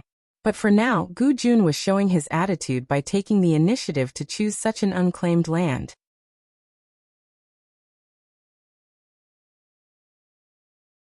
Chapter 1313. In the Kunlun mountain range, in the void above the Yunfeng Mirror Lake, Mount Yujing stood silently. In the great hall of all heavens on the mountain, Lin Feng sat on the main seat and looked at the middle-aged man on the guest seat. Have you decided? The man was handsome and had a graceful bearing. He was middle-aged and had a different kind of charm. However, his aura was very ordinary, like a mortal. It was somewhat similar to Lin Feng's current state. His entire body seemed to have merged with the void.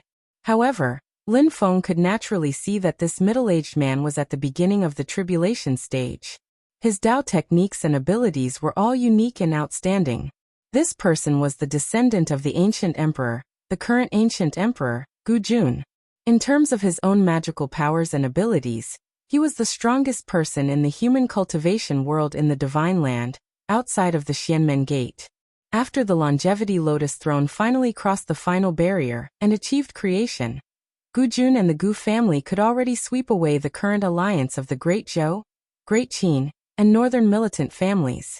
However, whether it was the ancient bloodline, the Qin dynasty, the northern militant royal court, or the Great Zhou dynasty after Liang Qian ascended to the throne, they were all on good terms with Xianmen Tianzong. Lin Feng and Xianmen Tianzong would not interfere with their competition and schemes, but these forces would more or less take into account the existence of Xianmen Tianzong. Gu Jun had clearly thought about it carefully. Under the current situation, it was obviously not the right time for the human emperor to rule the world again. However, the time for the ancient bloodline to return to the Divine Land was also ripe. Returning to the boundless world of the Divine Land, controlling more living beings and people, and gathering more dragon chi of all living beings was of great significance to the ancient emperor.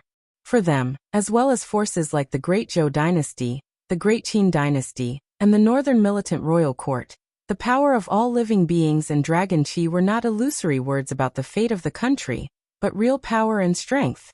The Dao techniques they cultivated, more or less, would have a promoting effect when unifying the dragon chi of all living beings. Regardless of whether it was Stonefeather or Liang Pan, they were both rare cultivation geniuses. But even then, their cultivation speeds actually surpassed most people. And this was aided by the imperial mandate and the convergence of the dragon vein. The new Great Zhou Emperor Liang Qian, who had just ascended to the throne, instantly broke through the shackles of the past and broke through from the middle stage of Yuanying to the late stage of Yuanying. Moreover, the Yuanying stage continued to grow rapidly, and the primordial spirit was in sight. Great Qin's new emperor, Shizongtong, had long since reached the returning to Void Realm and fusing Dao. His cultivation was quite high, so he did not seem to have changed much. If not for the critical situation at that time, Shi Chongyan would have been able to obtain a great deal of help in a short period of time after he ascended to the throne, greatly reducing the difficulty of breaking through to the primordial divinity. The northern militant royal court didn't have much experience in this area, so their help was relatively limited. At the same time, they weren't good at gathering dragon vein chi, but it wasn't completely useless. This kind of cultivation method was not a shortcut. Under normal circumstances, it would not cause an unstable foundation. However, if the monarch were to abdicate, then the rapid improvement that the dragon vein chi and the force of living beings had brought might turn into a disadvantage instead, making it extremely difficult for them to improve in the future, thus cutting off their path of improvement. What's more, their cultivation might even regress. Liang Pan fled to Yingxi and even took away all the mortals in Tianjing City. In addition to leaving some foundation for himself to make a comeback, the more important reason was actually this. This was related to his grand imperial palace. Even without the grand array of Tianjing City, he could continuously draw the power of living beings and the chi of the dragon vein without spending time and energy to set it up again. The southern wilderness was vast but sparsely populated. The territory was actually quite vast towards the south. However, because it was connected to Tianhuang continent, and the netherworld sea would crack from time to time, The geographical environment was harsh. Many places were desolate and uninhabited. If Gu Jun wanted to gather the dragon vein qi here, his gains would be very limited. A large number of natives in the ancient longevity world would most likely migrate back to the Great Thousand World with the bloodline of the ancient emperor. However, to turn the southern wilderness into a fertile land that was suitable for living and reproduction was not something that could be done overnight. However, with the war between the two worlds, the situation in the southern wilderness had changed because of the obvious victory of the human cultivation world. In the past, they were in confrontation with the Tianhuang continent, but now, the vital areas of the Tianhuang continent near this realm passage were mostly occupied by human cultivators, while the demon race retreated. Now the southern wilderness of the divine land was not peaceful, but the threat from the demon race had at least dropped to an extremely low level. Although there were other factors that caused the environment to be harsh, it was undoubtedly a great improvement compared to before the war between the two worlds. The northern militant royal court was too far away. Even if they had ideas, it would be difficult to carry them out. After Liang Pan and Zhu Hongwu were killed, the Great Qin dynasty gradually began to have ideas about the southern wilderness. Although the Great Zhou dynasty was also deeply hurt, they also had a new view of the southern wilderness. Although the reincarnation sect was not as strong as before, they had the geographical advantage and had operated in the southern wilderness for many years. They also began to have ideas of expanding. However, facing the arrival of the ancient race, the three sects could not resist. The southern wilderness had been ungoverned for many years. Basically, the populated areas were governed by cities.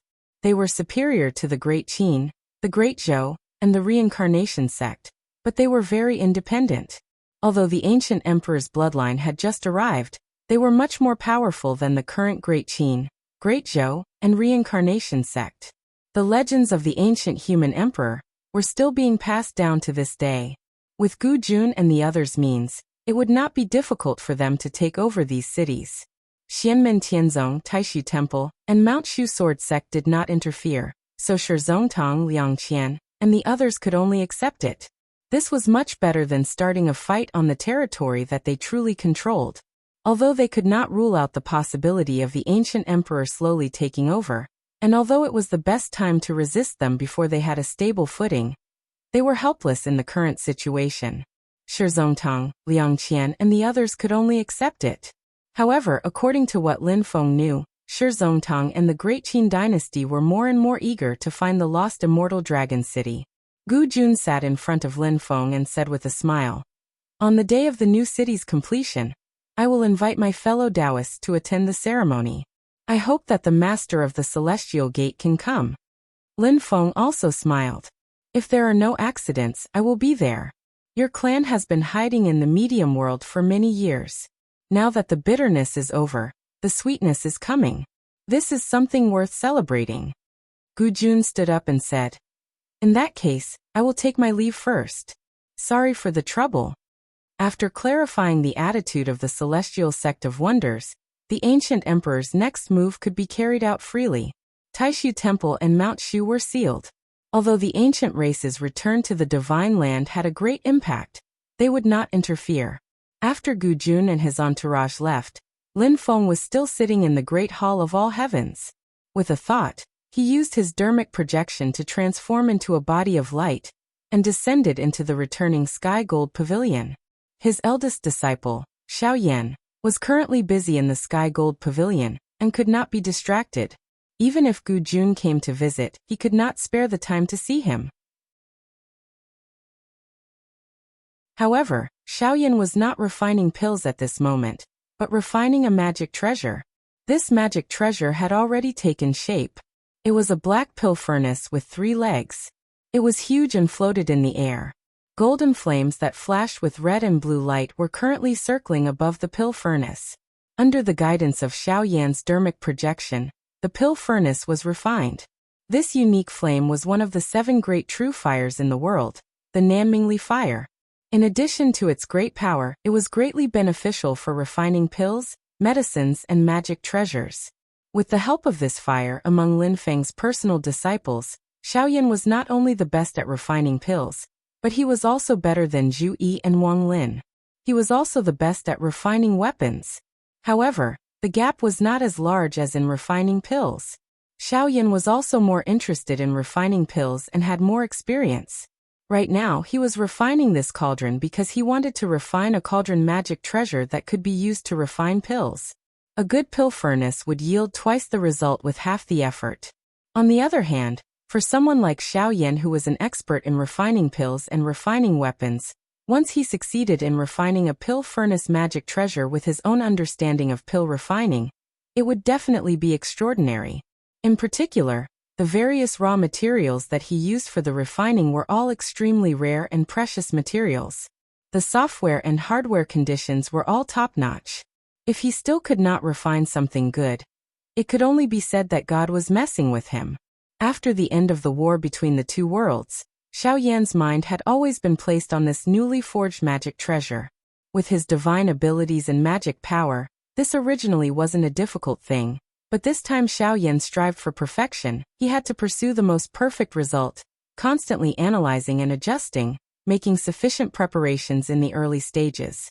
Therefore, it was not until recently, when the problem between Tang Jun and the Lei family came to an end, that Xiaoyan finally came to the Celestial Gold Pavilion and began to refine this treasure.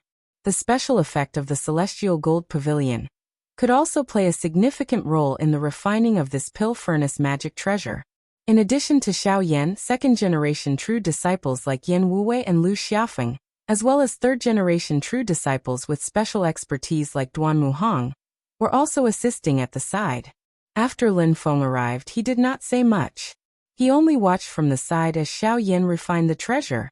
Unless there was a sudden turn of events and damage, Lin Feng would not intervene. This was Xiaoyan's magic treasure. As time passed, the flames formed by Xiaoyan's dermic projection flowed into the black pill furnace above his head. However, it was not limited to the Nanmingli fire. In addition to the excessively violent netherworld evil flame, the mysterious heaven tribulation flame that could devour heaven and earth, and the strange and unpredictable red lotus karmic fire, the milky white pure yang true fire, the pure golden true sun fire, and the green Xidagarba true fire were all continuously added to the pill furnace. The light around the black pill furnace became brighter and brighter, and the treasure light of various colors flickered endlessly. In the treasure light, there were constantly golden crows that looked like suns, phoenixes that carried the 5 virtues, and the scenery of mountains and rivers that were thousands of miles long. The red and blue golden light shone like clouds and clouds, setting off all of this. Gradually, all of this was absorbed into the black pill furnace. Seeing that it was the last moment, Xiaoyan's eyes lit up. Suddenly, he pointed with his finger, and a violent bluish-purple demon fire landed on the pill furnace. After being stimulated by the netherworld evil flame, the black pill furnace suddenly shook and stopped in midair. A thought wave came from the pill furnace, like the birth of a new life. A completely independent and intelligent thought was born at this moment. Xiaoyan stood up and laughed. "My name is Emperor Yin. You shall be called Emperor Yin Furnace. Follow me to refine heaven and earth in the heaven and earth furnace." The black pill furnace suddenly shook again, turned into a black light, and landed on top of Xiaoyan's head. Xiaoyan turned to look at Lin Feng and said with a smile, "Master, during the process of refining the pill furnace, I have a new idea about the pill recipe. This time, I should be at least 80% confident."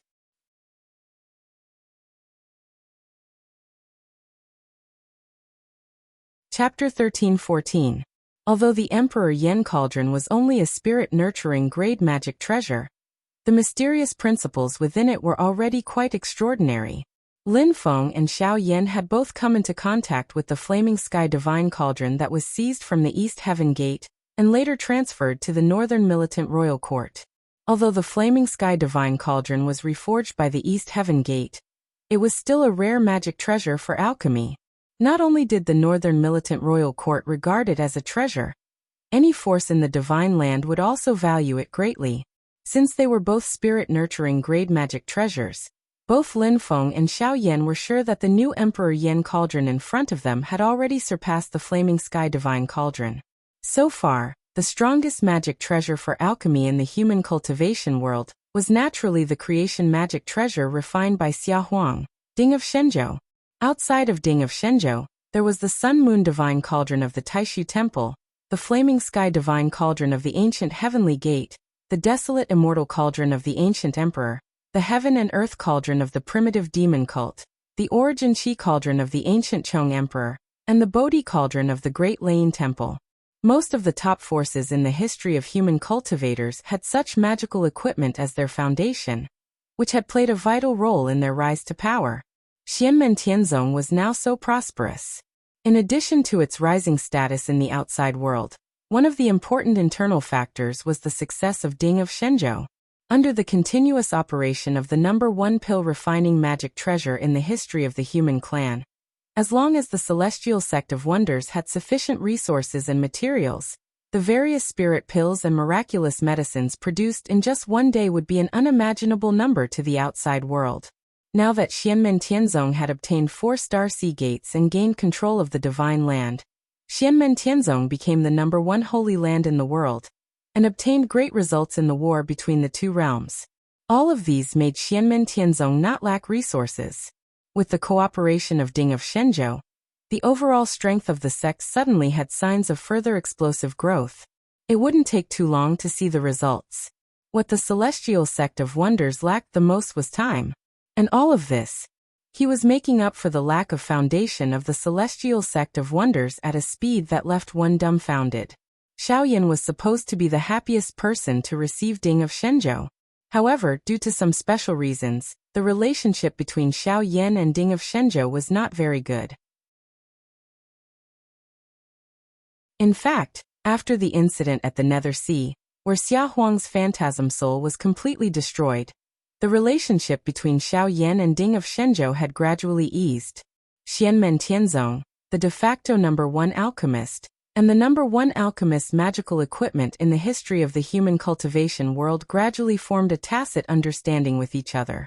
Xiaoyan's attainments in the Tao of Alchemy were also gradually improving as they complemented each other with Ding of Shenzhou. The ancient world of immortals and Taishu Temple's Lord Qingning, and the ancient race's Lord Spiritual Awareness Gu Yuan had a gamble at the elixir gathering. They had obtained 4 top-grade spirit pills from Taishu Temple's collection, as well as the desolate spirit spring of the ancient world of immortals. The pill recipes for the 4 top-grade spirit pills, including the golden elixir of the Divine Advent Great Tao, had already been deduced through the Heavenly Gold Pavilion. Xiaoyan had benefited greatly from studying these top-grade pill recipes. He gradually began to integrate his understanding of the Tao of Alchemy and bring forth new ideas. A brand new pill recipe that belonged to Xiaoyan, one that had never appeared in the Great Heaven Primal World before, gradually took shape in Xiaoyan's mind. It integrated various principles of heaven and earth, constantly perfecting itself. Xiaoyan had created his own pill recipe before, but its level was relatively low. This time, it would be a brand new spirit pill that was not inferior to the 33 Heavens Fortune Immortal Pill, the 10 Saints Golden Elixir, and the Golden Elixir of the Divine Advent Great Tao. Now that he had gradually reached a tacit understanding with Ding of Shenzhou, Xiaoyan's need for the Emperor Yen Cauldron was not that urgent. But on one hand, it was to leave behind the inheritance of his own Fentianya bloodline, so that it would be convenient for Tang Jun, Duanmu Hong, and the others who were gradually growing up to refine pills. The furnace of the outer sky was still useful for Duanmu Hong and the others, but Tang Jun, who was already in the middle stage of yuanying, had gradually felt the same as Xiaoyan in the past. He felt that the furnace of the outer sky could not keep up with his own growth speed. Secondly, Xiaoyan used his own alchemy skills to assist in the sacrificial refining of the Emperor Yen Cauldron. At the same time, he would also receive feedback and promote his own understanding of the Tao of Alchemy. Now he only felt that his heart was extremely clear and bright. There were many things that had accumulated in his heart, melted into a furnace, and suddenly erupted. Seeing this, Lin Feng smiled. "Bring your Emperor Yen Cauldron, let's go to Ding of Shenzhou together."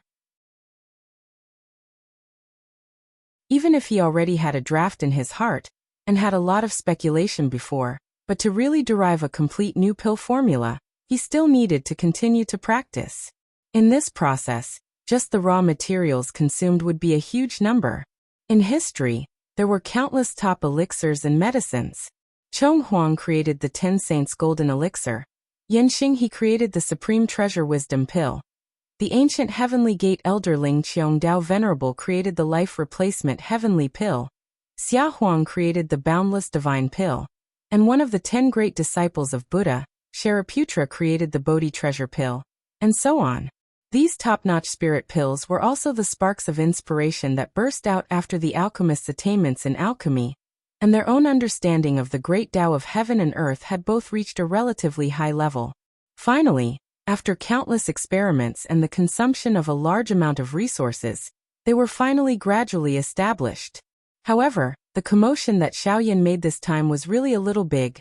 Lin Feng sat on the branch of the mysterious heaven treasure tree, mainly focusing on cultivating his own Tao, but he also split some attention to Ding of Shenzhou to pay attention to Xiaoyan's progress. Lin Feng, who was originally in an extremely relaxed mood, suddenly widened his eyes.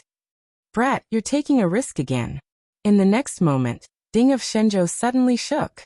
Lin Feng looked at his eldest disciple with anger and amusement. At this moment, Xiaoyan himself had manifested the essence soul incarnation of the Taiji diagram. The entire Taiji diagram was in tatters, as if it had been torn apart. It was obviously seriously injured.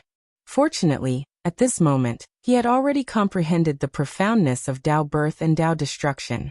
The essence soul Taiji diagram quickly returned to normal, and then turned back into a human form, but his face was a little pale.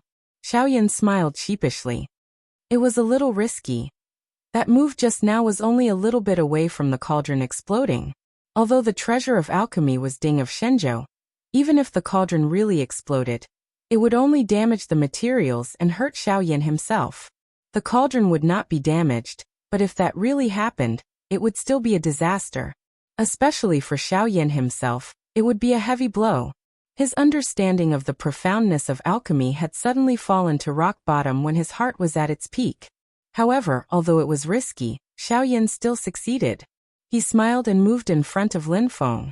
His palms swiped in the void, turning into a light screen. On the light screen, Dharma and logos intertwined, forming a complete alchemy recipe. All these years, Lin Feng had not neglected his alchemy skills. His understanding of alchemy was also better than most people in the world, reaching a considerable height.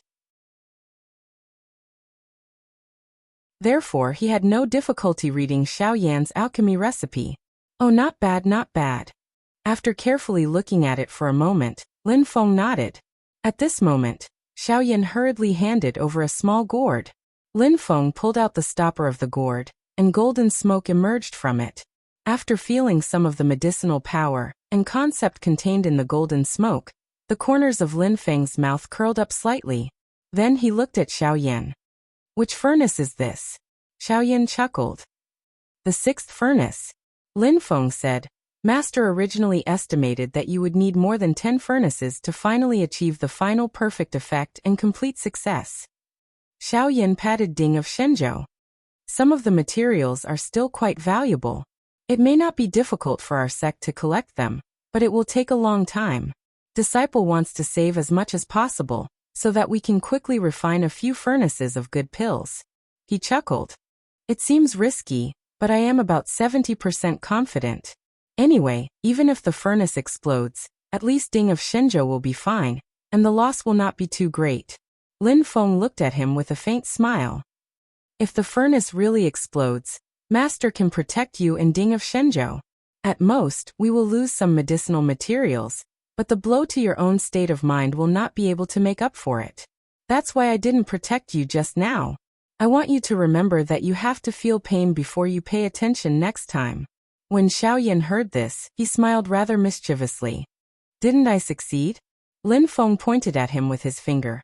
You? Now not only is Lin Feng's power and influence becoming stronger and stronger, Xiaoyan has also already become a giant of a region, a prodigy-like figure.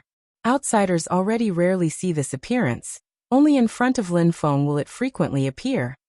The longevity city built by the ancient emperor in the southern wilderness is about to be officially completed.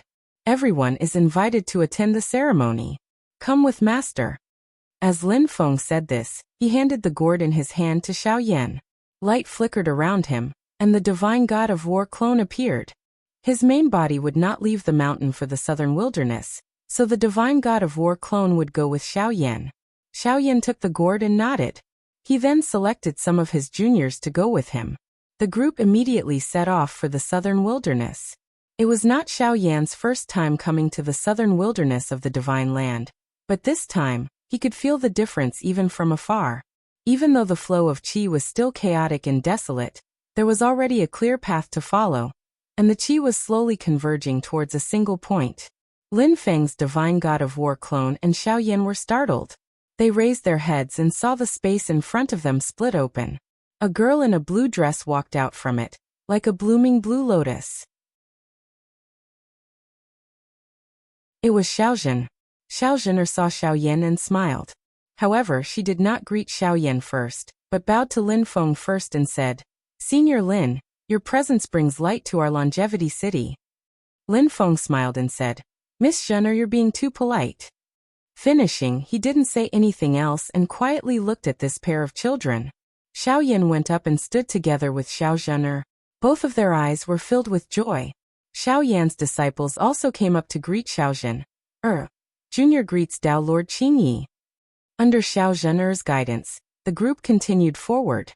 Soon, a majestic white city appeared in everyone's sight, dazzling in the southern wilderness.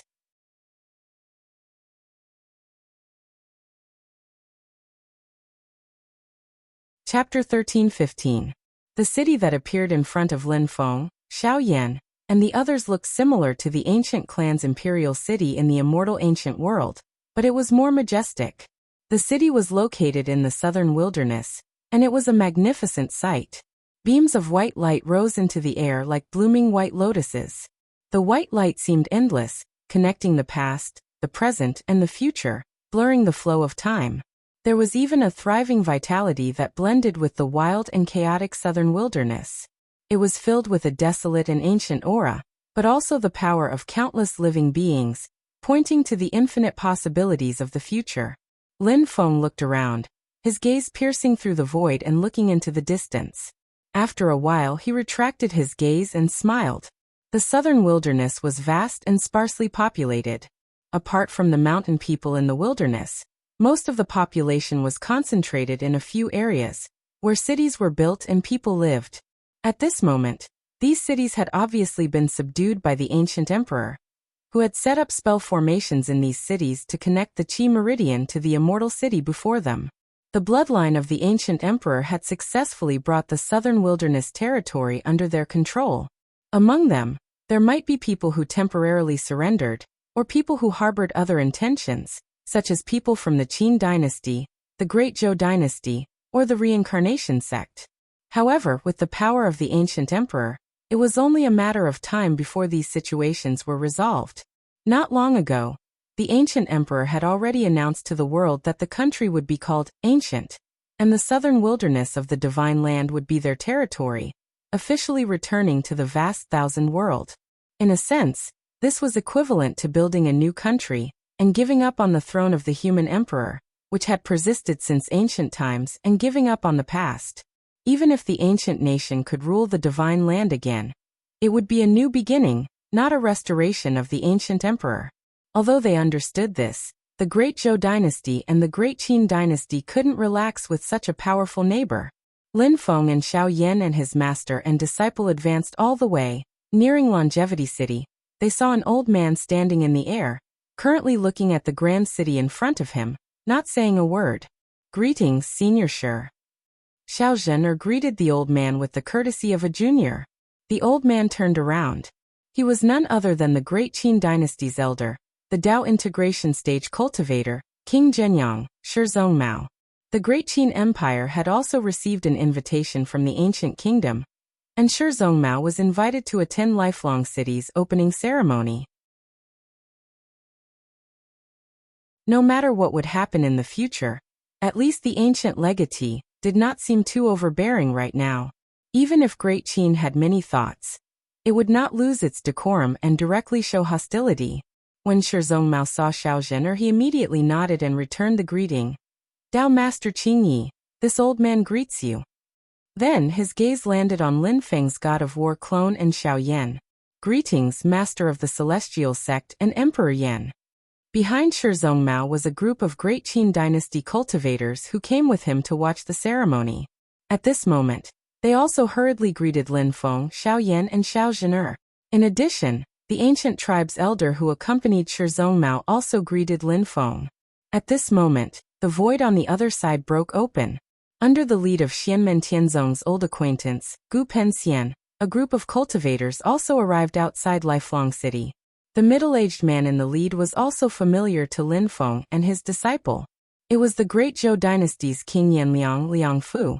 Whether it was the Great Zhou Dynasty's cultivators who stayed in the Divine Land, or the Great Zhou Dynasty's experts who escaped with Liang Pan and Zhu Hongguo. Apart from a few who had committed serious crimes, Xianmen Tianzong did not make things difficult for them. Instead, they were all handed over to the Great Zhou Dynasty's new emperor, Liang Qian, to deal with them.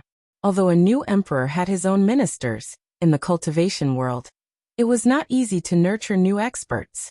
Liang Qian had just ascended to the throne, and his foundation was not stable. Moreover, there was pressure from the Great Qin dynasty, the northern militant royal court, and the newly established ancient kingdom. Therefore, there was no purge. Most of the Great Zhou dynasty's experts were appeased and subdued by Liang Qian. However, Liang Qian was not a person who only appeased others. He would not allow others to bully him. A small number of people were dealt with. Under the combination of kindness and authority, the Great Zhou dynasty's situation was stabilized as soon as possible. The king of Yanliang, Liang Fu, the king of Yuyan, Liang Jingcheng, the king of Donghai, Liang Jinglai, and the others all expressed their allegiance to Liang Qian. Although Liang Qian's cultivation was still limited, he was the most suitable monarch for the current situation. This time, Liang Fu was the representative of the Great Zhou dynasty, and was invited to attend the ceremony. When Liang Fu and the ancient brush spirit saw Lin Feng, Xiao Yan, Shizong Mao and the others, they naturally exchanged pleasantries. After greeting each other, Liang Fu looked at the eternal city in front of him with the same expression as Shizong Mao. The two of them looked at each other, and then looked away at the same time. Their hearts were a little heavy. They were both heirs of their respective dynasties, and they could tell that the city of longevity before them had already begun to successfully attract the qi of the dragon veins formed by the hearts of the commoners of the southern wilderness. In the void, there seemed to be invisible white dragons flying around, gathering in the majestic city in front of them from all directions. Xiao Zhener said, "Seniors, please." She was the first to land on the eternal city. In the void above the city, there were many formation patterns and white light flashing.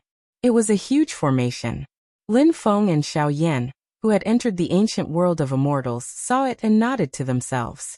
The South Pole Longevity Formation. The formation in front of them was the South Pole Longevity Formation of the ancient emperor's lineage. It was very powerful and mysterious. To Gu Jun and the other strong ones of the ancient race, building a majestic city from flatland was as easy as blowing off dust. However, an ordinary city was naturally not what they wanted.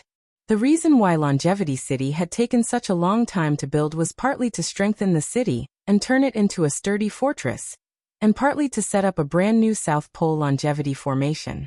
This was not a casual formation, but a powerful formation that was not inferior to the South Pole Longevity Formation that the ancient world of immortals had been operating for many years. Returning to the Divine Land, the ancient race was not going to go back after one round. From now on, the ancient world of immortals was more of a retreat. The focus of their operations would be shifted to the ancient nation on the Divine Land. As the capital of the ancient nation, Eternal City was equivalent to the Great Zhou dynasty's Tianjing, the Great Qin dynasty's West Hill, or the mountain base of a sect. Naturally, they had to plan carefully.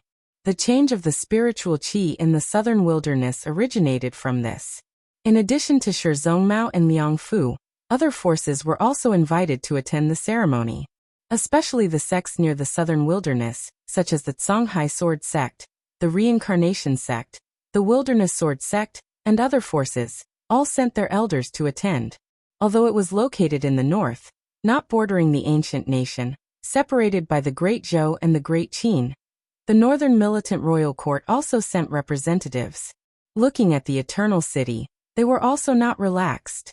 On the side of the ancient country, they gave the guests the best reception, not lacking in manners. But relatively speaking, in addition to being polite to Xianmen Tianzong, they naturally felt closer to him. This was also part of the reason. In addition, the two sides also sighed when they met Dao Master Blue Thunder of the Purple Cloud Path.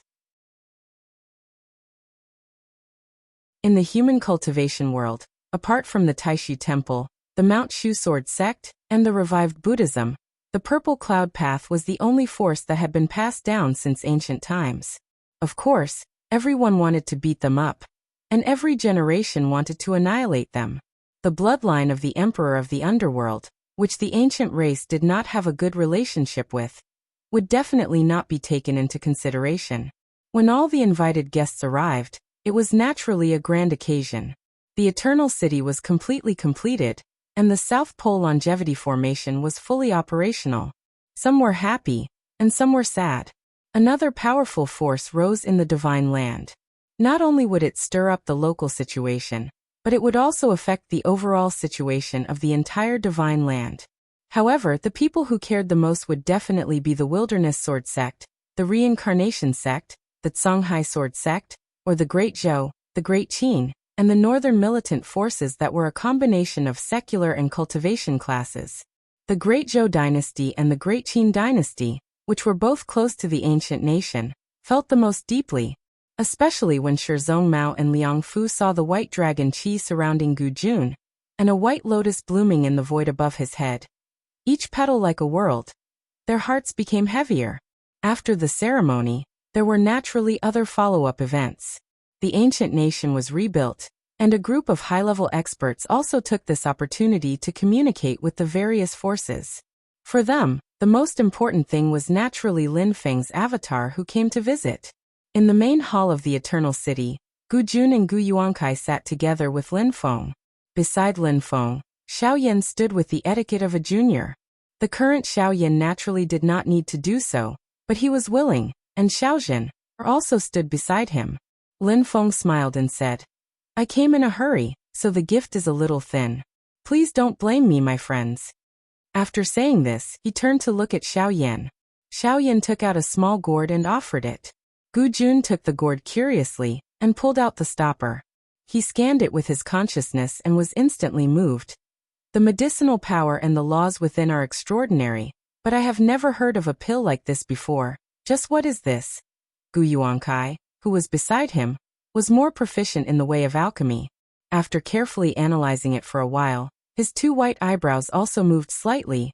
"Forgive me for being ignorant, but I have never seen this pill before. Although I do not know its medicinal effects, it is not inferior to the 33 Heavens Fortune Immortal Pill and the 10 Saint Golden Elixir."